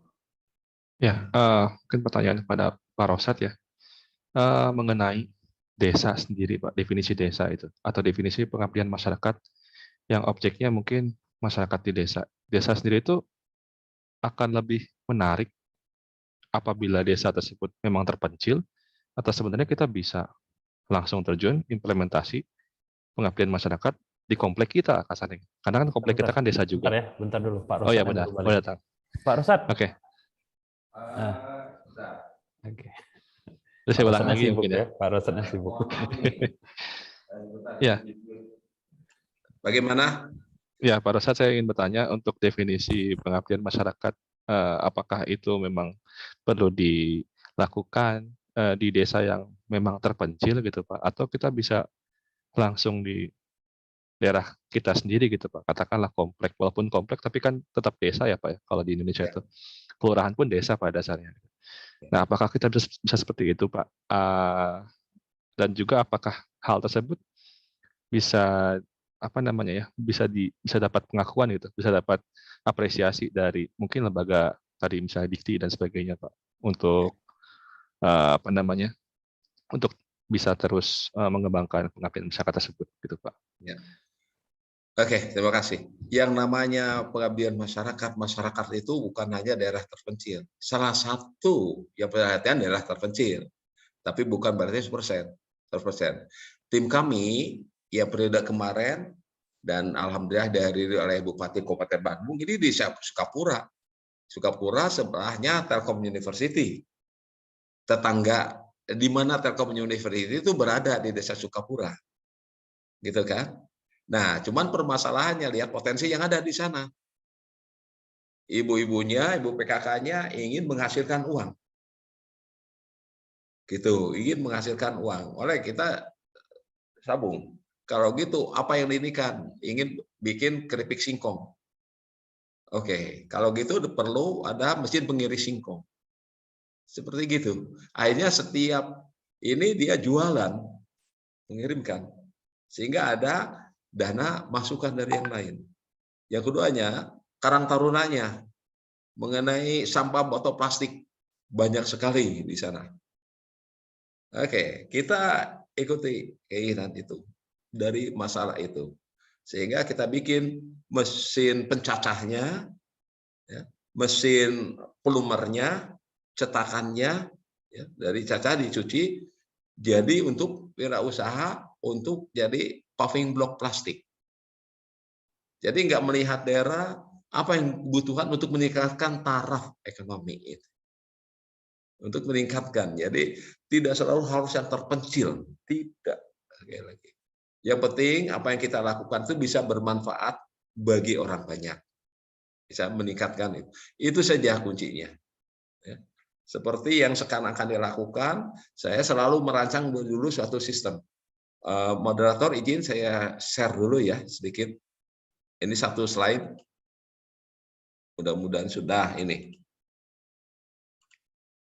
Nah, ini salah satu ya nanti Pak Denny mau gabung boleh, Pak Arman mau gabung katanya boleh. Jadi kami selalu membuat ini untuk kedai reka.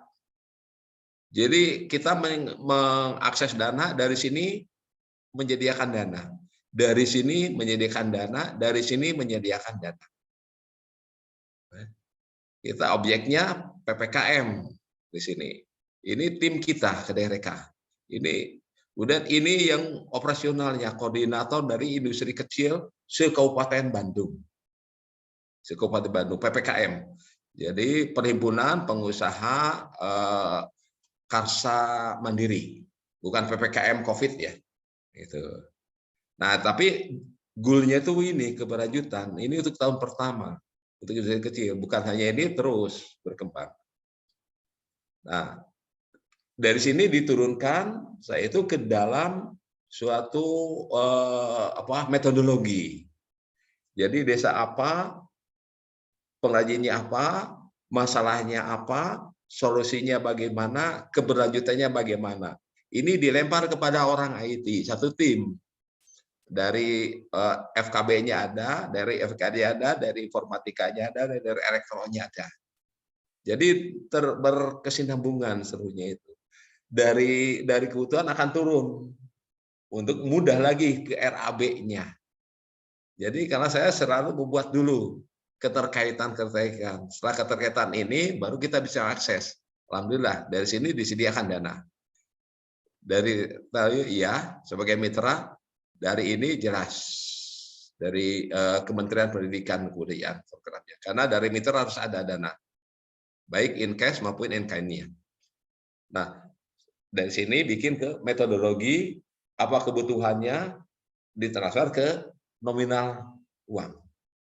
Dan keberlanjutannya apa, dilanjutkan oleh tim yang satunya lagi, ya orang IT. Dan di sini itu adalah berbau juga IoT-nya masuk.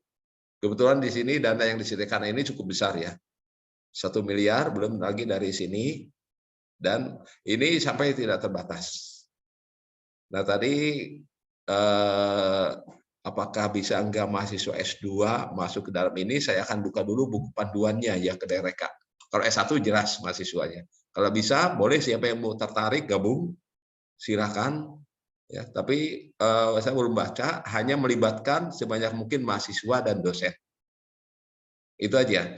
Nah, di sana enggak tersurat, kalau nggak salah itu S1 atau S2. Kalau ini Mas Bambang tertarik, nanti boleh gabung dengan tim kami untuk ke daerah. Ya. Jadi bagaimana kita survei semuanya. Ini sudah berjalan semuanya itu dengan stakeholder ini. Sudah mendukung, termasuk Pak Bupati Kabupaten Bandung. Ya, Pak Bupati Bandung sudah mendukungnya. Nah, itu jadi gitu ya, Mas Bambang. Ya, siap, apa yang dibutuhkan. Jadi ini adalah IKM Bandung. Wow, ribuan IKM. Tapi kita selektif.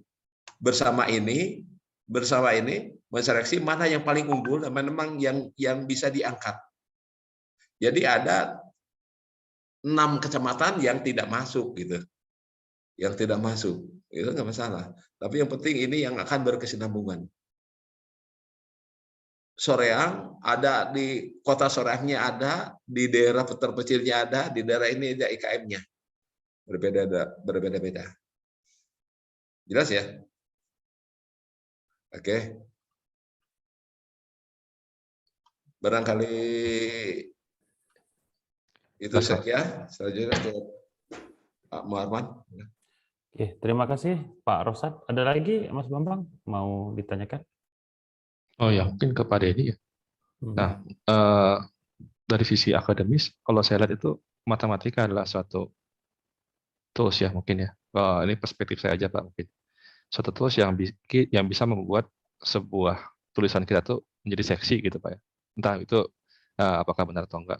Jadi mungkin kalau berarti kamu sudah jadi matematikawan ini. Lihat tulisannya jadi seksi. Ya enggak, kalau saya lihat ada sesuatu silakan. tulisan lalu dia ada semacam formulasi, rumus dan sebagainya. Itu bisa dibilang seksi gitu ya. Atau mungkin lebih potensial lebih baik ketimbang yang hanya tulisan saja. Itu perspektif saya tapi ya. Nah, mungkin di sini saya minta saran saja mungkin Pak Deddy, bagaimana kita bisa membuat suatu hal itu menjadi model matematik. Apakah kita bagaimana cara untuk mencari komponen mana yang tepat gitu ya untuk dibuatkan model matematiknya atau persamaan matematiknya. Seperti itu mungkin Pak. Apa tadi terakhir Mas Bambang?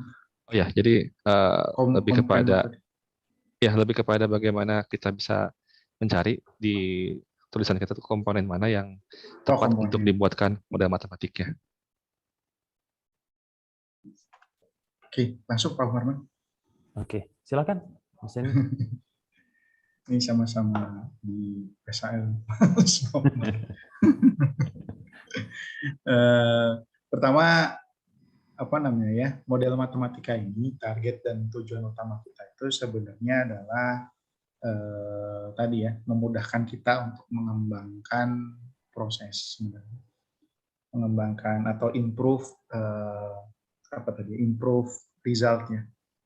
Jadi target utama membuat model matematika itu sebenarnya ya tadi, agar kita itu kalau dengan kata-kata atau kalimat itu kan sebenarnya tidak standar sebenarnya. Jadi kalau tadi kayak membuat lebih seksi, sebenarnya biasanya kalau teman-teman dapat review dari misalkan jurnal gitu ya, itu salah satu yang memudahkan si reviewer itu memahami apa namanya, penjelasan dari case problem yang kita punya, itu salah satunya dengan model matematika sebenarnya. Makanya kenapa model matematika itu biasanya dijadikan standar, misalnya kayak tadi yang Mas Bambang sampaikan. Karena sebenarnya si review itu akan memudahkan dia untuk menganalisis prosesnya itu lewat model matematika. Apa namanya? Dia beberapa kali lah ya, maksudnya terkait dengan misalkan kita buat tulisan ataupun di dalam sebuah jurnal misalkannya, itu pasti yang akan dilihat langsung itu adalah model matematikanya sudah sesuai dengan penjelasannya atau belum. Sehingga meskipun bahasanya kurang dimengerti misalkannya sama si reviewer itu model matematika itu yang menjelaskan sebenarnya harusnya kayak gini gitu. Menjelaskan tuh kayak gini. Misalkan topik misalkan Khairul misalkan sederhananya misalkan terkait dengan double transform yang saya baca ya dari Khairul misalkan double transform Fourier ya, double transform Fourier. Itu kan beberapa kali misalkan dapat review misalkan terkait dengan harusnya di double transform tidak punya pengaruh apa-apa misalkan terhadap matematika. Tapi dengan bukti proses model matematika dan sebagainya itu akan memudahkan si penulis tadi. Penulis itu menjelaskan lebih detail terkait dengan proses alur yang dijalankan dalam kasusnya tersebut. Kalau ditanya komponennya yang mana, yang jelas komponen-komponen tadi kalau define the problem sampai problemnya jelas, di problem itu sebenarnya komponennya apa saja, Mas Bambang gitu. Jadi kayak misalkan tadi di kasus misalkan ya ambil saja misalkan di kasus saya bikin tadi ya mobil tanpa supir untuk control system misalkan. Itu masalah problemnya adalah agar mobil itu bisa bisa mengkontrol kecepatan. Jadi kalau saya tekan H, dia akan naik kecepatannya sendiri. Naik kecepatannya sendiri misalkan. Saya pencet L, low, dia akan turunkan kecepatannya sendiri. Nah, kan nggak sebatas, ya udah kalau gitu pencet H, tinggal tambahin aja gitu, di codingannya tinggal tambahin 10 km per jam. Tidak sebatas itu, ternyata muncul problem yang baru. Kalau sederhananya kan problemnya gitu ya, udahlah tambah kecepatan mah tinggal tambah 10 aja di codingan, akselerasinya dinaikin aja gitu. Tidak semudah itu. Kenapa? Ternyata ketika kita nambah kecepatan langsung H tadi, itu harus ada sistem automaticalnya yang dia harus melihat sensor misalnya. Sensor misalkan ada mobil di depan, kan nggak mungkin mobil itu jalan maju ke depan terus gitu ya, sampai kemudian dia akhirnya menabrak pada mobil tertentu. Sehingga muncul komponen lain, ternyata H itu nggak asal misalkan plus, misalkan ya di codingan cuma ditambah V plus 5 misalkan, V plus 5, dan itu continuous gitu ya, continuous looping terus, tambah 5 terus, tambah 5 terus, tambah 5 terus. Sampai kalau misalkan kita pencet misalkan space, misalkan dia berhenti. Kan nggak sesederhana itu, tapi kemudian muncul masalah baru, ada komponen lain. Biasanya kalau sensor mobil itu kan lidar ya. Si lidar itu dia ngebaca apa sih? Misalkan si lidar itu ngebaca bahwasannya ada objek misalkan di sudut di sudut mobil misalkan 15 derajat misalkan, di sudut mobil 15 derajat. Nah, itu dia harus ngupdate terus di sudut 15 derajat tersebut, jarak antara mobil dengan itu sensor harus mendeteksi misalkan jaraknya itu berapa dari gambar image processing-nya. Nah, image processing-nya itu jadi model matematika yang kemudian ditransform lagi, dikembalikan lagi misalkan ke sensor kontrolnya tadi. Nah, kontrol itu harus ngebaca, oh ternyata jaraknya itu sama mobil depan itu 10 km. Sehingga si mobil ini harus benar-benar otomatis misalkan dengan ilmu misalkan ya dengan kontrol tadi, dia itu harus bisa ngerem gitu ya pada jarak berapa dan harus smooth gitu ya. Tidak mungkin langsung tiba-tiba, oh ya udahlah nanti berhentinya pas 5 km aja sisa, tinggal 5 km langsung cet berhenti misalnya. Nah, itu kan muncul akhirnya komponen-komponen lain sebenarnya, Mas Bambang. Nah, kalau ditanya bagaimana menentukan komponen tadi, itu biasanya tergantung dari problem yang tadi didefinisikan. Sehingga contoh misalkan membuat influence diagram, pengaruhnya apa saja, si influence diagram itu memudahkan kita akan menentukan variabel-variabel yang muncul itu apa saja. Kayak contoh misalkan, sebentar saya ambil contoh paper saya sebentar.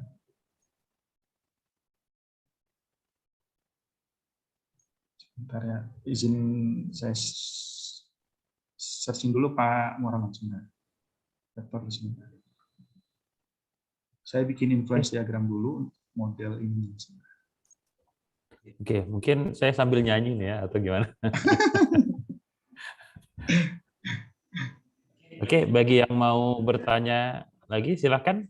Yang pertanyaan terakhir sambil Mas Denny ini ya, mencari yang seksi-seksi di browsernya ya. Ada lagi yang mau bertanya? Tadi saya lihat ada yang majang ininya ya, videonya untuk ngambil gambar. Ayo, ada yang mau berubah sertifikatnya jadi memuaskan? Ini misalkan sudah, saja ya? ini, misalkan beberapa data ini ya, Mas Bambang ya, misalnya ini beberapa data, terus kemudian kan just about data, terus kemudian map, ini cuma urutannya dan sebagainya. Nah, untuk memudahkan semua ini, sebenarnya ini memunculkan ini awalnya ini dari sini. Ini memudahkan kita dalam proses menentukan komponen apa saja sih yang muncul. Target kita tuh dari sini. Outputnya itu adalah misalkan ya total travel distance itu akan mempengaruhi terhadap apa saja misalkan. Nah, ini terakhirnya nanti misalkan yang dievaluasi ini ya tentang target harus meminimalisir jumlah jarak misalkan, jarak yang ditempuh misalkan. Nah, ini ini existingnya misalkan ada sekian, ada 66 titik misalkan. Kita ingin mempermudah atau memudahkan kita untuk menganalisis atau kita itu mengurangi sebenarnya total jaraknya. Nah, total jarak ini dipengaruhi oleh apa saja? Ini kan dipengaruhi oleh ternyata tadi distribution route-nya tadi. Route itu mempengaruhi distribution route-nya tadi. Mempengaruhi total jaraknya tadi. Terus kemudian setiap mobil dia punya travel distance juga, dia akan mempengaruhi juga, dan seterusnya. Nah, ini si fleet travel distance ini dipengaruhi oleh apa saja. Nah, di dalam variabel kita kenal sebenarnya ya kalau membuat model matematika itu di dalam variabel ada yang kita kenal variabel dependent sama independent. Sama lah kalau di di kita mainan di data analitik gitu ya ataupun data mining itu kan kita kenal juga variabel dependent sama independent. Ada yang jadi output, ada yang jadi ada yang jadi input. Dan yang lainnya juga ada yang kita sebut sebagai controllable input yang bisa kita kontrol, ada yang uncontrollable input. Di mana kondisinya itu uncontrollable itu sesuatu yang tadi kita perlu asumsikan, yang uncontrollable itu yang perlu kita asumsikan kondisinya seperti apa supaya kondisinya. Nah, kalau kita udah identifikasikan hal-hal yang tersebut, itu akan memudahkan kita sebenarnya dalam membuat model-model yang seperti ini. Model matematika yang seperti ini. Jadi muncul misalkan customer nodes-nya, terus muncul di sini terkait dengan variable use, avoid, subtour dan sebagainya. Target objective function-nya apa, terus kemudian sampai model sigma dan sebagainya. Nah, ini salah satu sebenarnya yang memudahkan kita teman-teman sekalian untuk tadi setelah kita ngomong panjang lebar problemnya, maka coba definisikan dalam bentuk gambar. Si problem tadi, ini problemnya, output yang kita targetkan, itu tergantung pada apa? Ini tergantung pada apa? Termasuk controllable input atau uncontrollable input. Kalau uncontrollable input berarti perlu kita asumsikan. Kalau controllable input berarti sesuatu yang bisa kita kontrol, nah itu yang bisa kita atur. Kalau controllable input ini bergantung apa lagi, misalkan seperti itu. Kira-kira gitu, Mas Bambang kali ya, supaya kita akan mudah clear proses dalam membuat model matematika. Maka dari penjelasan problem itu harus ditransformasi dalam bentuk variabel-variabel, dan kita harus tahu variabelnya itu jenisnya dependent, terpengaruh pada variabel yang lain, atau dia variabel yang berdiri sendiri, independen, atau dia termasuk kontrol variabel yang bisa kita kontrol ataupun uncontrol. Nah, termasuk mana yang jadi targetan variabel tadi. Misalkan kayak tadi total travel distance, uncontrol dan jadi decision variable kita itu adalah yang punya yang bisa kita tentukan adalah root-nya. Root-nya itu boleh kita tentukan dari titik 1 ke titik 5 ya, 5 ke 7 ya, itu kan kita yang tentukan. Jadi kita sebut controllable input-nya itu. Nah, itu akan mempengaruhi jarak tersebut, sehingga kemudian si pembuat distribution root-nya ini bergantung pada apa? Bisa jadi bergantung pada macam-macam tadi ya, yang digambarkan dari grafik influence diagram atau diagram keterkaitan antara satu variabel dan variabel. Dan itu memudahkan kita nanti memverifikasi sebenarnya. Memverifikasi benar nggak nih satuannya, karena salah satu verifikasi yang bisa kita lakukan juga verifikasi satuan. Satuannya benar nggak nih? Terus kemudian kita bisa juga tentukan verifikasi program kalau misalkan mau simulasi. Kalau program misalkan tadi ya, misalkan si root tadi gitu ya, persamaannya apa? Terus kemudian persamaan ini itu direpresentasikan dalam codingan kita di yang mana? Nah, itu memudahkan kita dalam memverifikasi. Prosesnya kayak gimana? Paralel atau serial? Menyelesaikan satu fleet dulu atau satu kendaraan dulu, atau secara paralel. Nah, itu harus terbayang di di gambarannya itu. Kalau paralel, maka si coding juga harusnya ngerjakannya paralel. Jangan sampai ngerjakannya bikin rute satu dulu mobil, setelah itu baru sisanya nih, yang sisanya tinggal cari mobil yang kedua, baru sisanya lagi mobil ketiga, bikin rutenya. Nah, ini ngerjakannya serial, tapi disebutkan sama kitanya paralel. Nah, ini nggak pas. Berarti nggak terverify, karena modelnya serial, tapi implementation-nya paralel. Itu kira-kira, Mas Bambang. Ya, siap. Makasih, Mas Denny. Oke, luar biasa ya jawaban Mas Denny ya. Ini tampaknya nggak terlihat seperti matematikawan nih. Bahasanya panjang ya. Udah mulai naik tingkat nih berarti Mas Denny jadi sastrawan. Oke. Ada lagi yang mau bertanya? Oke, tampaknya waktu juga sudah mulai ini ya, udah mulai sore. Saya aja tadi sempat terjatuh beberapa kali ya. Apalagi mahasiswa yang saya lihat banyak yang berkendara juga nih, habis pulang kerja ya, tapi tetap menyempatkan. Oke, mudah-mudahan bermanfaat ya, dan juga membawa berkah bagi kita semua. Dan harapan saya, seperti di awal tadi ya, jadi kita bukan hanya sekedar mengejar duniawi ya dalam hal kecerdasan, tapi juga kita berusaha untuk berkontribusi kepada yang lain dan juga berusaha untuk disiplin ya. apa namanya, ya istilah kata menahan diri lah ya, menahan diri, misalnya tidak terburu-buru, tidak berpuas hati, ya. Dan itu fungsi dari matematika ya, karena banyak kurungan di situ. Jadi mereka yang gemar matematika adalah mereka yang suka mengurung diri ya, sehingga nafsunya ya, hasratnya itu bisa tertahan, insya Allah menuju surga.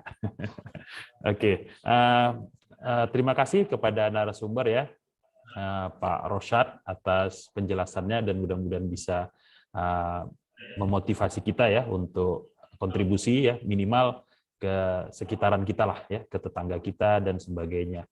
Nah, kalau dalam bentuk yang lebih formal nanti mungkin bisa ikut pengabdian masyarakat, dan itu bukti kontribusi kita kepada Prodi.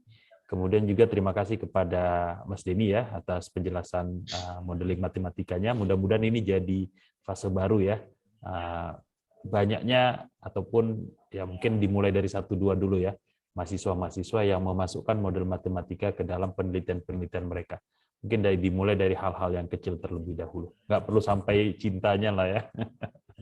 Kisah-kisah cintanya nggak perlu dimodelkan dulu ya. Tapi mungkin dari sisi probis ya, dan lain sebagainya.